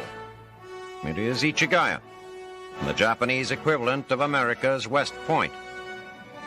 As much shrine as it is educational institution, it is the spiritual center of a Japanese military that is, in many ways, trapped astride the 19th and 20th centuries. Opened by imperial edict in 1877, Ichigaya is charged with developing not only the military's leadership, but also with preserving the historic traditions of Japan's military past. Of its first graduating class, all but 3 were samurai. Even today, with the most modern of wars being waged, much of that samurai tradition remains. Those who make it to Ichigaya are the cream of each year's crop of students. In Japan today, there is no career more honorable than the military, and families seeking the best for their sons enroll them in military schools by the time they reach age 14. It is these families' fervent hope that they will make it to Ichigaya. Only a fraction of a percent of those who begin down this long road will complete the journey. Standards throughout the Japanese educational system are high and rigidly enforced. Students are subject to a constant winnowing. Those who do not meet expectations are allowed to stay in the military, but they will not be eligible to rise to the highest levels of command. Students at Ichigaya are never allowed to forget their responsibilities to Japan. Their days start early and run long. Every minute is filled. Like their American counterparts, cadets are schooled in more than just military matters. Though Japan has historically been a closed society, Ichigaya today places an emphasis on languages, particularly those of strategic importance. German, Russian, English. They learn math and science not just as it applies to war, but as it applies to life. At the same time, they are taught their own military heritage. They are versed in jiu-jitsu, the incredibly effective Japanese hand-to-hand combat, and kendo, the kind of dummy sword fighting perfected by the samurai. Though the emphasis on tradition is never abandoned, as time passes, the cadets begin to study more modern military skills. All learning is by rote. The bending of individual will to the needs of the group is the basis of Japanese culture. In that sense, the Japanese have an advantage over the Allies. Japanese cadets don't need to be taught to follow orders. They do it instinctively. They react as one to commands. Eventually, all cadets must specialize. They learn the esoterica of artillery, engineering, the cavalry. The elite of the elite are drawn to aviation. Once those skills are mastered, training moves out into the real world. Huge mock battles are waged, and every cadet is taken on a tour of historic battlefields. The trips serve two purposes. They are, first of all, a lesson in the tactics of war.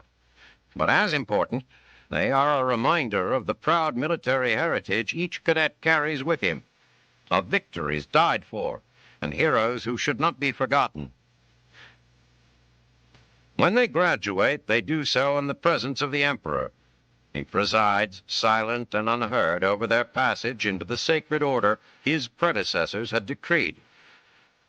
Outstanding members of each class are honored, and the cadets embark on what are assumed to be long and significant military careers.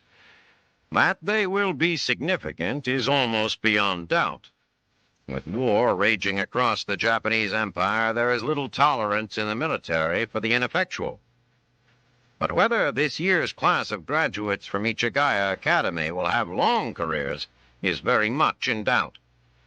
Japanese losses are mounting, and their empire, while not yet shrinking, has ceased to expand. And, as long feared by Japanese traditionalists, from distant shores there comes the promise that the war will not end until Japan's militarists have been eradicated from the face of the earth. A group of German commandos gleefully celebrate their successful execution of a raid known as Operation Oak. Happier still is the beneficiary of the mission, Il Duce himself, Benito Mussolini. Having been ousted as dictator by political maneuvering and royal proclamation on 23 July, Mussolini was taken prisoner 2 days later and has been held under close guard until his liberation today. Moved several times during his captivity in order to evade any German rescue attempt, Mussolini was finally taken to a dismal hotel at the top of the 9,000-foot Gran Sasso and told to make himself comfortable. The Italians deemed the location safe because the only access was by cable car, and the control station at the foot of the mountain was heavily guarded. What they had not counted on was the daring and brilliance of Waffen-SS Captain Otto Skorzeny, who landed 80 commandos in 8 gliders near the peak of the mountain, while a second group battled to take the control station below. Despite being outnumbered nearly 2-to-1 by the Italian forces guarding the hotel, Skorzeny and his commandos were able to extract Il Duce without firing a shot. When the Italians saw the Germans charging up the hill, they hung a white bedsheet outside a window and handed the fallen fascist over without further ado. Now, along with Skorzeny, Mussolini boards a plane which will fly him to meet the man most responsible for his rescue, Adolf Hitler. Despite dissent, albeit muted dissent, among the Nazi hierarchy, Hitler had insisted on Mussolini's liberation. The relationship between the two men has always been more than political, and despite Il Duce's bumbling statesmanship and the Italian army's ineptitude, the Nazi leader holds his counterpart in high regard, for it was Mussolini's rise to power that Hitler used as a model for his own. In the 1920s, Mussolini founded the Fascist Party, and using the financial and social anarchy that plagued Italy as a springboard, catapulted himself to the top of the political heap. Hitler followed his lead and played the game perfectly, preying on the fears and hopes of a destitute Germany, using huge rallies, just as Mussolini had, to bolster the Nazi Party and gain control of the Reichstag. He maneuvered politically to convince President von Hindenburg to appoint him chancellor and, on Hindenburg's death, seized complete control. While Hitler has certainly used his power in much more profound ways, it was Mussolini who blazed the trail, and the Nazi leader has never forgotten that. So it is that upon Il Duce's arrival in Rostenburg, Germany, on 15 September, the Führer is waiting, and the two greet each other with the warmth of friends reunited. They are joined by both Nazi and military leaders and enter into a series of meetings to decide how to restore Mussolini to power in Italy.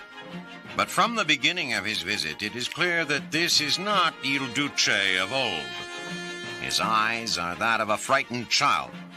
He has clearly been overwhelmed by recent events and shows no signs of recovering the swagger and bombast that brought him to power. As the meetings conclude several days later, Mussolini boards a plane for Munich, where, in a radio broadcast, he will announce to the world the creation of a new government based in northern Italy and headed by himself. But in truth, he is incapable of running anything. It is Hitler and the Nazis who will call the shots for the newly created Salo Republic, with Mussolini purely a puppet of the German government.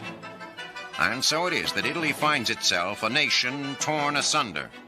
With the Allies in charge in the south and the Nazis controlling the government in the north, Italy is occupied by two armies at war who are more concerned with serving their own purposes than protecting her best interests. It has become clear to all Italians that Il Duce, the leader, has led them down the road to defeat and ruin.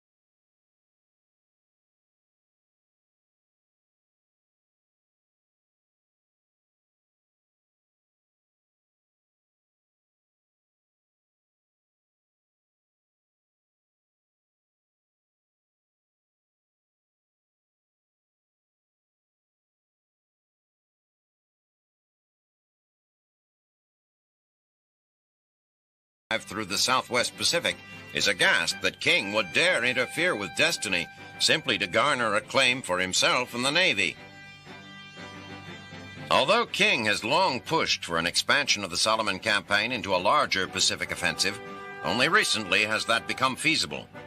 The defeat of the wolf packs in the Atlantic, coupled with the rapid expansion of America's shipbuilding industry, has finally freed up the enormous number of ships necessary to launch the ambitious operation. These ships have been assembled into the new Fifth Fleet and placed under the command of Vice Admiral Raymond Spruance. With 6 new Essex-class fast carriers at his disposal, Spruance has devised a new combat tactic. Instead of each carrier operating in its own independent group, they will be grouped together with a single ring of escorts. Although this will limit flexibility, it will give U.S. commanders the concentrated air power necessary to support invasion troops across the vast Pacific. The fleet is divided into 3 commands: fast carrier forces, land-based aircraft, and last but not least, the amphibious assault force.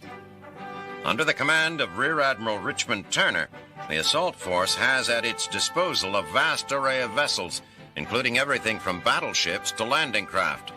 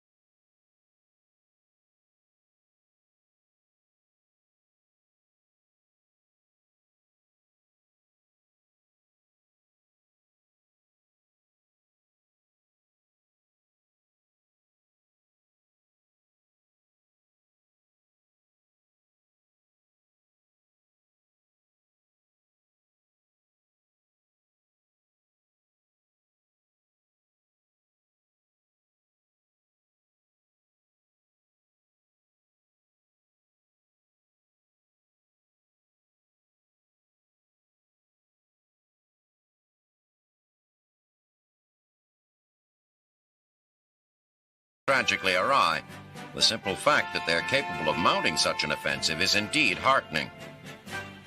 The U.S. Navy's Pacific Fleet, which less than 2 years ago was nearly destroyed at Pearl Harbor, is about to take center stage in the fight for the Pacific.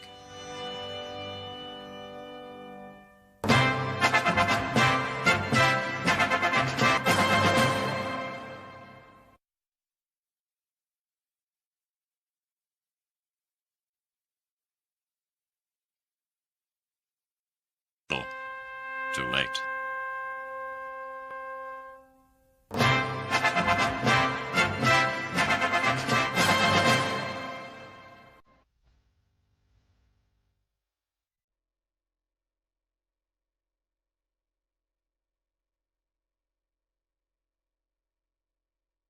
In a country at war, there arises a social contract between those at home and those on the front. The civilian works to provide for the man on the line, who in turn fights to protect the peace at home. This establishes a natural boundary which reminds each of their responsibilities to the other. In this Second World War, many countries have seen this dividing line blurred as never before. One of the first nations to experience this was Great Britain. As the English learned during the first days of the Blitz, airplanes have changed forever the meaning of the word front. German bombers terrorized the British people throughout 1940 and 41, effectively moving the front well inside the shores of England. The parallel between the soldier in the field and the London dweller is made evident as every morning thousands of civilians stumble out of their subway shelters and into the dusty, rubble-strewn streets of their city, like soldiers climbing from their foxholes. In May of 1939, just months before declaring war on Germany, Britain began the process of drafting all its eligible young men into service. Many of those who were too old or too young, or those whose skills made them too important to be sent into battle, volunteered for duty in the Home Guard.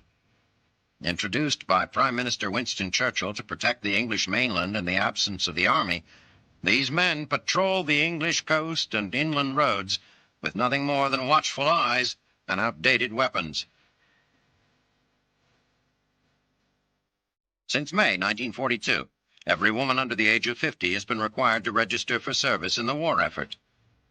Many serve in the women's branches of the armed forces, but most go to work in factory jobs, replacing men gone to the lines.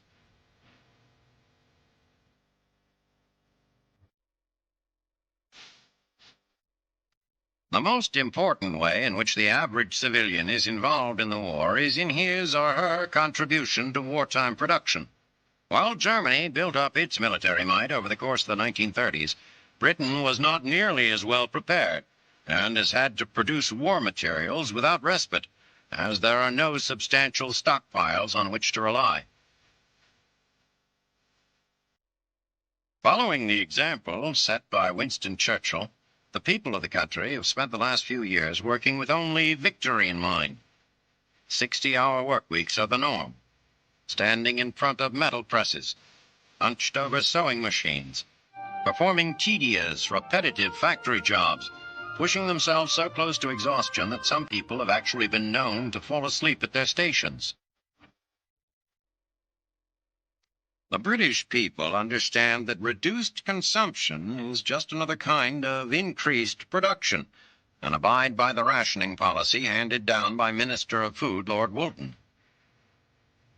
While they tolerate the reduction in eggs, meats, vegetables, and even their beloved tea, they are more resistant to Woolton's suggestion that whale blubber, soaked in vinegar, is a suitable substitute for more conventional meats. Rather, Britons simply eat less beef, pork, veal, and America's loathsome Lend-Lease spam. Instead, they consume as much chicken and rabbit as their overtime swollen salaries allow. Prime Minister Churchill has said, "The fronts are everywhere," that workers are soldiers with different weapons. In this war, as never before, the civilians of Britain know that even the streets of their hometowns can be shattered by their enemies. While the Home Guard cannot battle alongside Britain's soldiers, and factory workers cannot fire the weapons they build, all know that just like their sons on the lines, they too toil toward victory in the long shadow of Nazi Germany.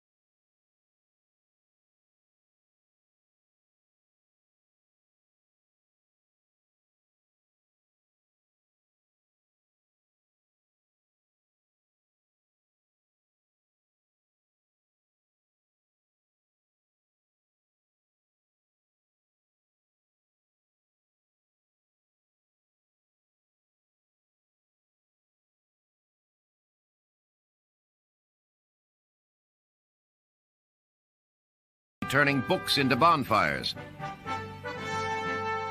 When the Allies finally reached the plains of Naples, the Germans again retreated, but their presence is still felt. The port, so desperately needed by the Allies, is useless, littered with debris and sunken ships.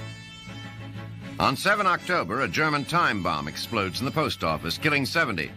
On 11 October, another bomb claims 18 paratroopers and wounds 56 others.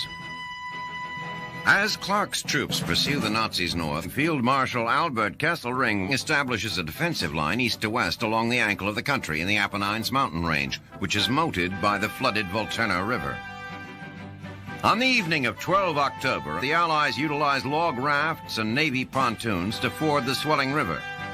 When dawn comes, however, the Germans begin to pick off the soldiers one by one.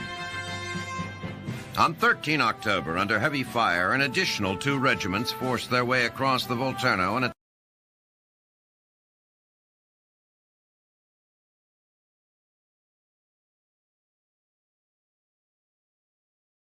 into the crags and outcrops of the Apennines, practically untouchable by aerial bombardment. Kesselring, well known for his incessant smiling, can't help but grin at his strategy, which has stymied the Allies and depleted their ranks. All the Germans need to do is defend the 2 plains at either end of their 120-mile-long defensive line. Although they have lost a Confederate in the Italians, they still have a powerful ally in Mother Nature. The rugged Italian mountains, coupled with the onset of winter, bode well for the entrenched defenders. For the Allies, it means there is still a very long road to Rome.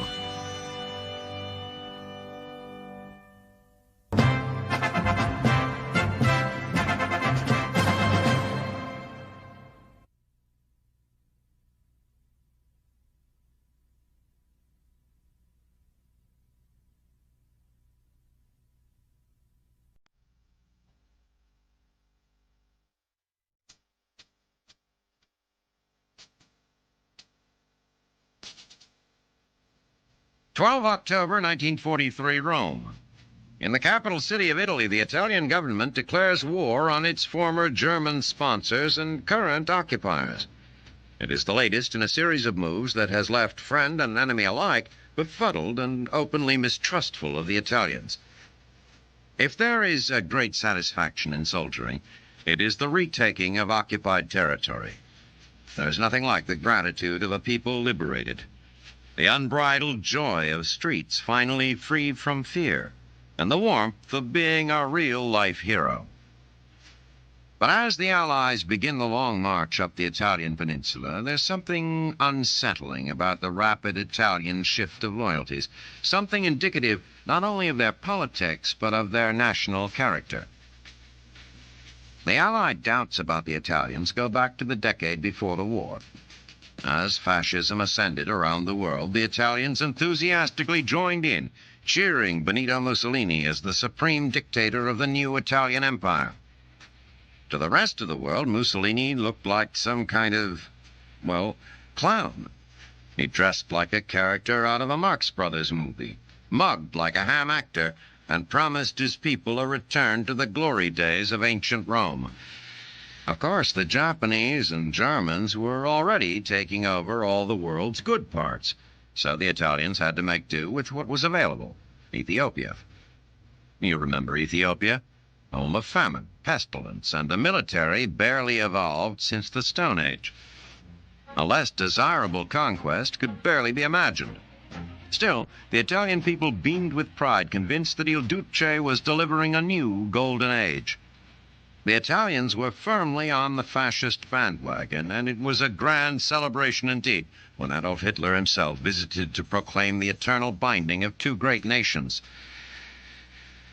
Once the Allies awoke to the global menace posed by fascism, however, the whole tenor of the Italians' war began to change. In North Africa, the Allies swept across the desert, surprised at the lack of spunk demonstrated by the Italian army. Oh, the Italians fought most of the time, but not with the level of conviction one might expect from such an enthusiastic band of world conquerors. The Italians quickly descended from the pantheon of fascist supermen, becoming the object of ridicule not only by the Allies but also by their Nazi compatriots. The Germans, calling the shots in North Africa, showed little confidence in their Latin buddies, tending to work around rather than with them. Still, it was with a certain amount of trepidation that the Allies approached Sicily. The conventional wisdom at the time was that when fighting for its native soil, the Italian war machine would get itself into gear. The Allies arrived, prepared for vicious house-to-house combat, on constant alert against everything from farmers with pitchforks, outraged at the presence of foreign invaders, to booby-trapped Lolitas. Instead, the Allies got a hero's welcome. The farmers brought out their freshest produce. And the Lolitas, while not precisely booby-trapped, were dangerous only in the way that Italian women have always been dangerous. While that delighted the soldiers in the short term, it didn't do much for the level of respect with which the Italians were held. Back in Rome, the government assured Der Fuhrer that it was steadfast in its loyalty to the fascist cause. Wary, the Nazis reinforced Sicily with their own troops, because despite the promises, Italian soldiers were falling all over themselves in their quest to surrender. Their welcome to the Allied troops rivaled anything any occupied people had ever done for their liberators, as it is perplexing.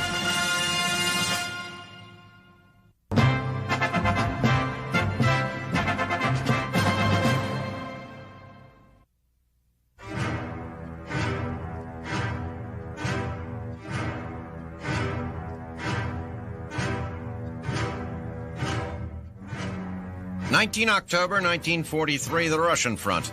While seasonal rains and the resulting oceans of mud have halted movement on both sides of the line in the north, soldiers fighting in the central and southern areas of the front continue to battle, with the Germans trying desperately to hold the line at the Dnieper River. German Field Marshal Erich von Manstein, commander of Army Group South, is urgently moving his reserves up to try and stave off the flow of Red Army troops pouring through a gap in the line near the city of Kremenchug. In late September, von Manstein began to withdraw his men to a defensive line at the Dnieper, hoping to halt the advance of the Red Army, which had proceeded unchecked since the Russians recaptured Kharkov. But the Soviets, having finally shifted to the offensive after years of being beaten by the Nazis, were not about to allow their momentum to be hindered. They began their attack at 19 different points along the front in an effort to reach and cross the river before the Germans could dig themselves in. By the end of the month, they had succeeded, having crossed the river at 23 locations. Now, the Russians, having opened a gap in the line, are storming westward, but the Germans still have plenty of fight left. Von Manstein, realizing that the 1st Panzer Division is in danger of being surrounded, launches a counterattack. He strikes the advancing Soviet troops at their flank and rear. The ensuing battle is bloody and intense, with the Germans getting the better of the Russians. When the dust settles, 10,000 Red Army soldiers are dead. More important, their westward drive through the gap has been stymied. It does not take long for the Soviets to recover and regroup, however, and despite their victory, the Nazis cannot regain the upper hand. The Russians' attack on 28 October, followed quickly by assaults on 1st and 4th November. In each case, they managed to pound the Germans, forcing them to retreat. By 6 November, Soviet tanks are rumbling down the streets of Kiev, Russia's 3rd largest city. The Germans continue to fight, holding pockets around the city, but by sundown on 7 November, the Soviets are in complete control. When word of the victory reaches Moscow, Stalin is overjoyed. A planned festival marking the 26th anniversary of the Bolshevik Revolution will now serve a double purpose. A special order is issued, and the people of Moscow take to the streets to celebrate not just the anniversary of their government, but the flying of the hammer and sickle over communist headquarters in their beloved Kiev.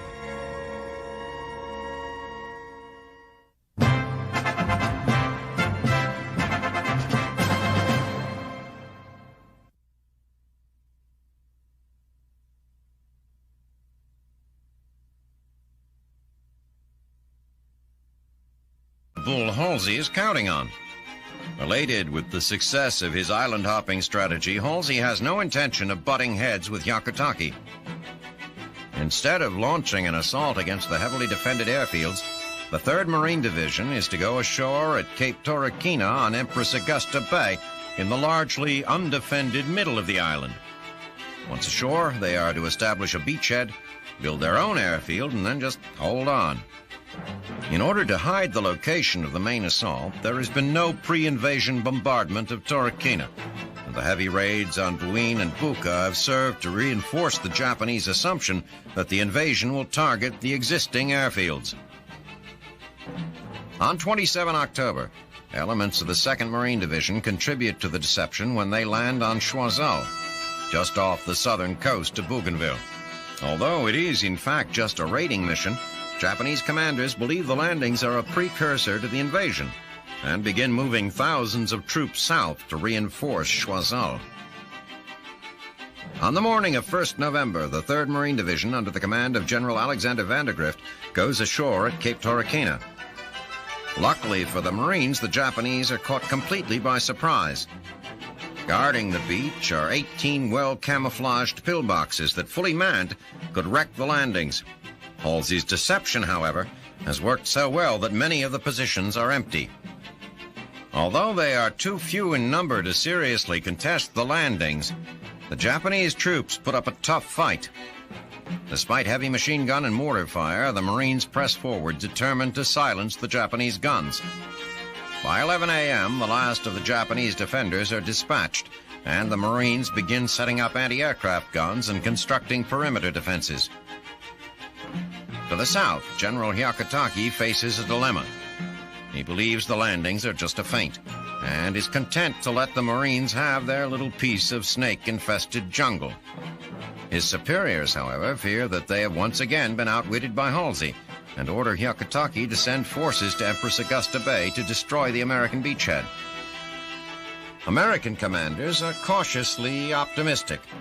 Although the matter is not yet decided, the beachhead at Torquena is firmly established and getting stronger every day. Construction of the airfield is now top priority. Once that is accomplished, the Japanese bases on the southern tip of Bougainville will be inconsequential. Once again, the strategy of jumping over Japanese strongholds to a less heavily defended objective has paid dividends. Not only has it saved countless American lives, it has Japanese military commanders in a state of confusion.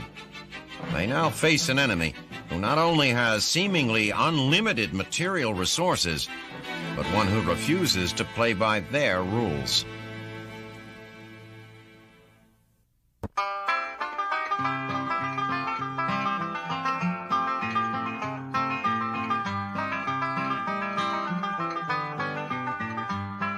In this war, as in all wars, the combatants, in addition to fighting one another, face an adversary that knows no battle lines, is completely unpredictable, never surrenders, and is more powerful than any armed force: the weather. Chief among nature's arsenal are rain and snow, and one or the other, sometimes both, inflict moist misery on soldiers and sailors in every theater of the war. A strong storm can cripple a fleet or stop an advancing army in its tracks. Persistent rain can do more to damage morale than defeat on the field of battle. But inevitably, the skies will clear and the order will be issued that it is time to move on. With the sun shining, timetables are issued that anticipate rapid advances and no delays.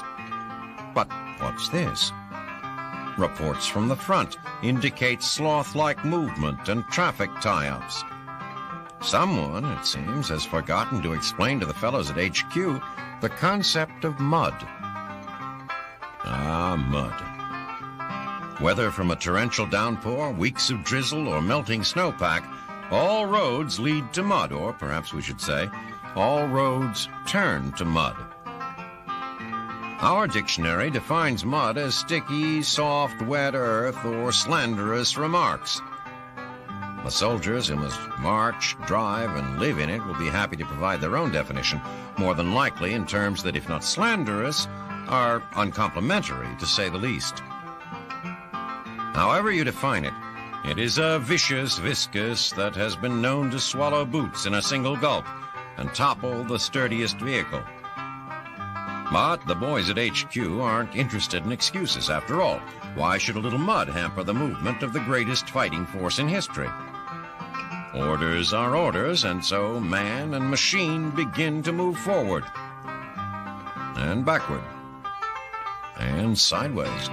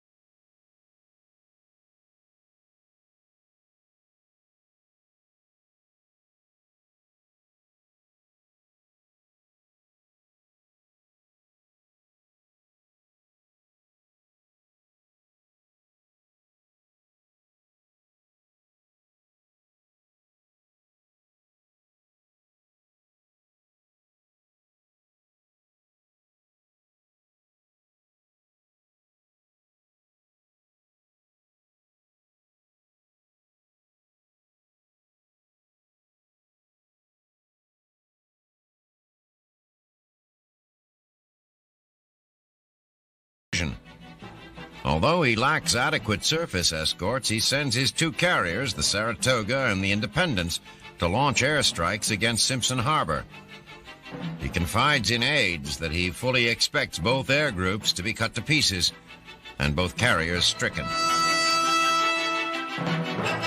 On the morning of 5 November, under the cover of heavy weather, 96 strike planes roar off the decks of the American carriers.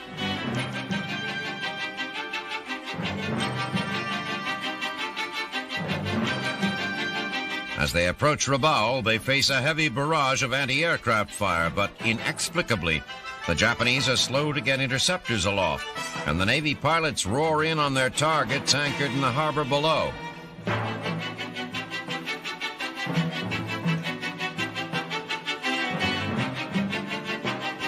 When the Japanese do get fighters into the air, they suffer mightily at the hands of the seasoned Americans. By the time the strike force turns for home, they have downed 25 Japanese planes and seriously damaged 6 cruisers and 4 destroyers. Believing the U.S. carriers must have formidable protection and unwilling to risk losing his heavy cruisers, Koga decides to withdraw them to the safety of Truk. Halsey's bold gamble is paid off. Meanwhile, on Bougainville, the Marines are fighting their way inland through the mercilessly thick jungle. Sweltering heat, torrential rains, and myriad biting insects are their constant companions. Maps of the island, distributed before the invasion, describe the terrain as damp flats. The running joke among the Marines is that it is damp up to your neck. Also fighting the damp environment are the Seabees. They're busy performing the engineering miracle of turning a swamp into an airfield. Night and day, they drain pools of stagnant water and clear rotting vegetation to make way for usable airstrips. It is tough work, But the can-do spirit of the Seabees is prevailing, and progress is ahead of schedule. On 7 November, the Japanese land elements of the 17th Division just west of the American beachhead near the Kurumakina River. The landings go unnoticed, and the Japanese attack catches the Marines off guard. Although they managed to break through the American lines in several places, the Japanese are quickly driven back by heavy machine gun and mortar fire. The Marines then open up with their heavy artillery, raining death and destruction down on the exposed Imperial troops. By the evening of 8 November, the entire Japanese force is virtually wiped out.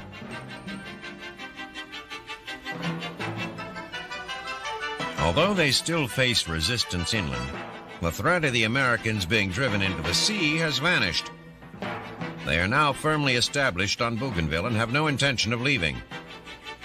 In a little over a year, they have successfully climbed the Solomon Ladder, and once the airfield is complete, they can, in earnest, go about reducing Rabaul to rubble.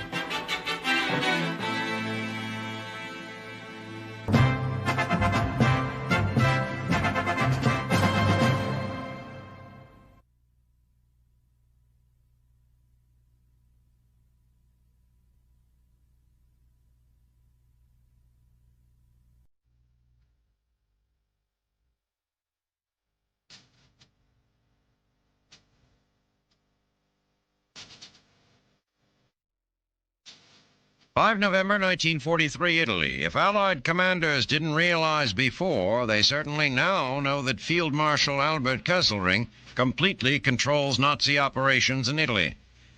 Without fanfare or change of strategy, Kesselring replaces General Heinrich von Wiedinghoff, who is on a leave of absence, with Lieutenant General Joachim Lemelson as commander of German ground forces. Unfortunately, the Allies are not so unified under a single vision. Coordination between Lieutenant General Mark Clark, who is maneuvering the troops on the eastern side of Italy, and British General Bernard Montgomery on the Adriatic coast barely exists. In fact, their armies appear to be fighting separate campaigns. As Montgomery's men have been inching inland, apparently to meet Clark, Clark's army has hardly advanced at all. Indeed, both in the east and the west in Italy, the Allies meander with continual offensives that tax their reserves of men and equipment, but make no real gains. In mid-October, the first Americans forged across the swollen Volturno River and headed north toward Rome. Blocking their way, however, were Kesselring's troops, firmly entrenched in the rocky Italian hills. At the start of the campaign, the German field marshal showed his commanders a map of southern Italy and pointed to each array of peaks within the Apennines Mountains. These ranges, he explained, would be the Nazi defenses. While the Nazis safely camped on the brows of the hills, Clark's troops pointlessly fired at their positions. The enemy, however, was unaffected and even downright disrespectful. They even waved and smiled at the frustrated Allies, who futilely lobbed shell after shell at their mocking enemy, only to see the ammunition wasted.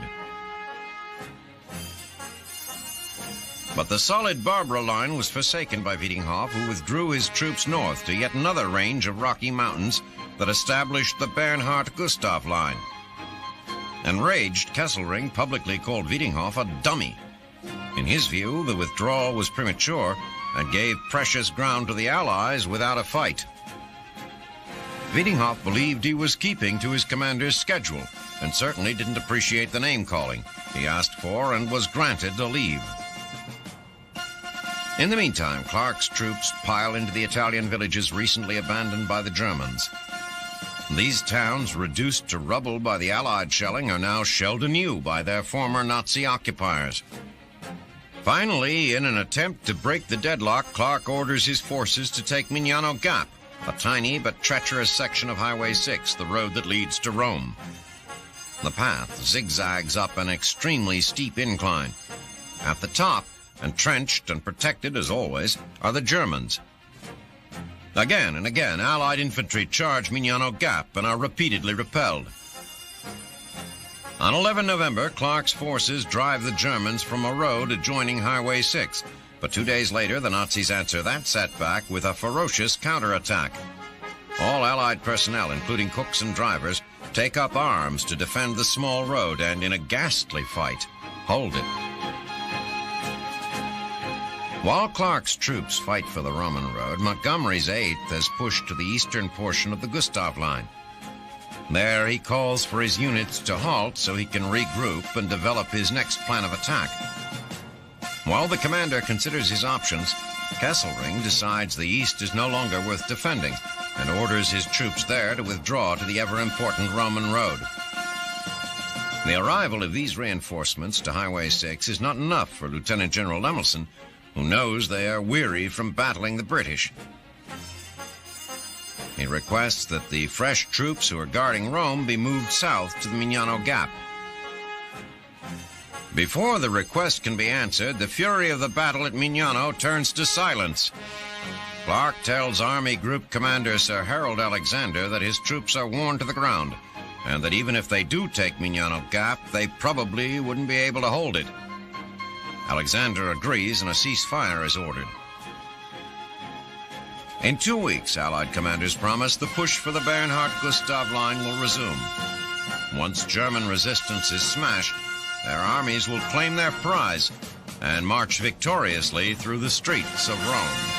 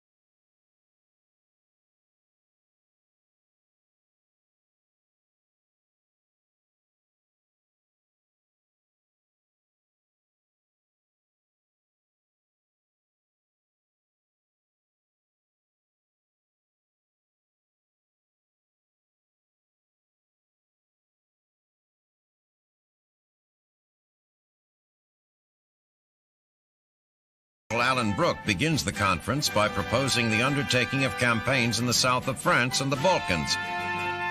Marshall, who sees this as another attempt to waylay plans for Overlord, responds with such fury that several of their colleagues worry that the two might come to blows. Subsequent discussions are only slightly less tempestuous.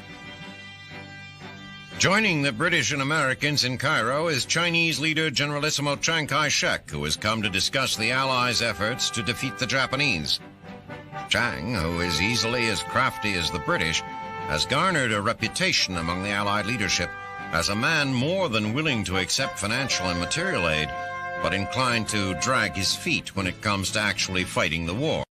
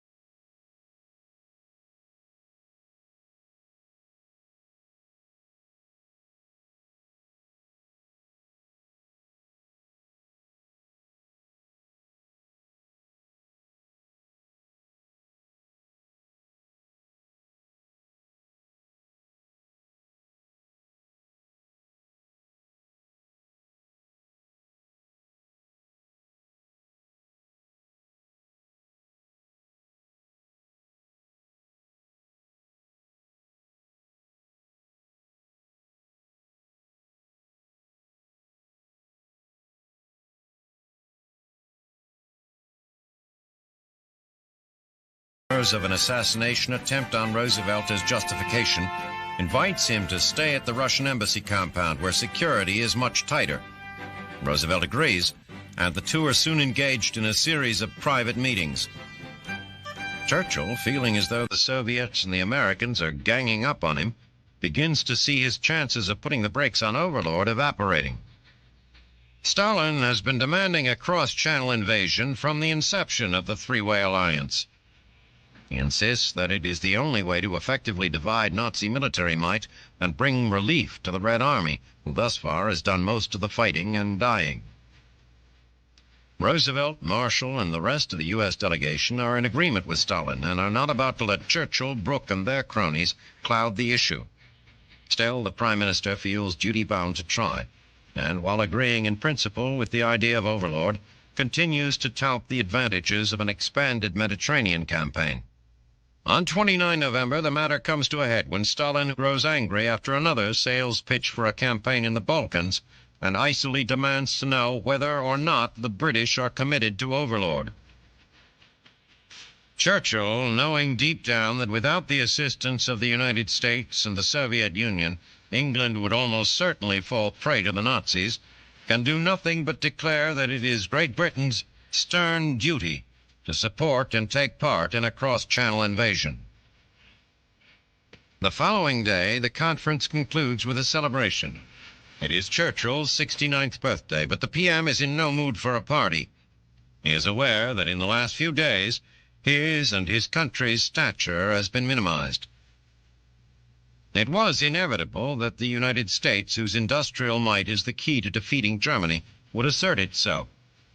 However, the fact that the Americans have chosen to align themselves with the Soviets means that the British, who until now have called the shots, will play not second, but third fiddle in the orchestration of the war.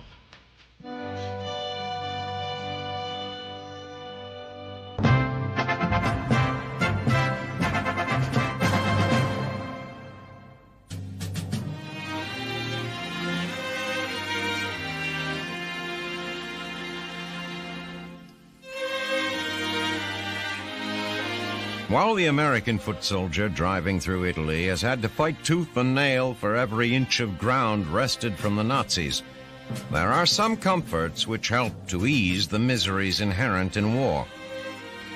Perhaps the greatest of these joys can be found in the faces of the enthusiastically grateful Italians. In many of the towns won by the Allies, citizens have poured into the streets celebrating their newly won freedom and the men who helped to win it. Although the GIs were greeted with similar adulation in liberated cities during the North African campaign, it is different here in Italy. In Africa, the soldiers found a culture quite different from their own. Italian culture, on the other hand, is woven into the very fabric of American society. Indeed, for many Italian Americans, the peaceful times between battles breed a feeling of homecoming. Many of these soldiers are actually permitted the opportunity to visit with relatives long missed or never seen.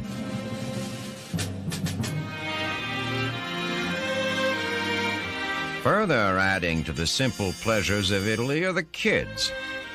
The GIs, some just barely adults themselves, delight in playing with the young Italians.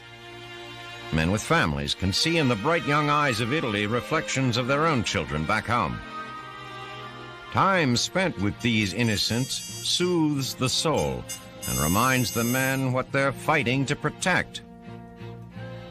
While many things in Italy ring with familiarity, the fact remains that it is a foreign country and retains a certain alien quality. This is not offsetting, however.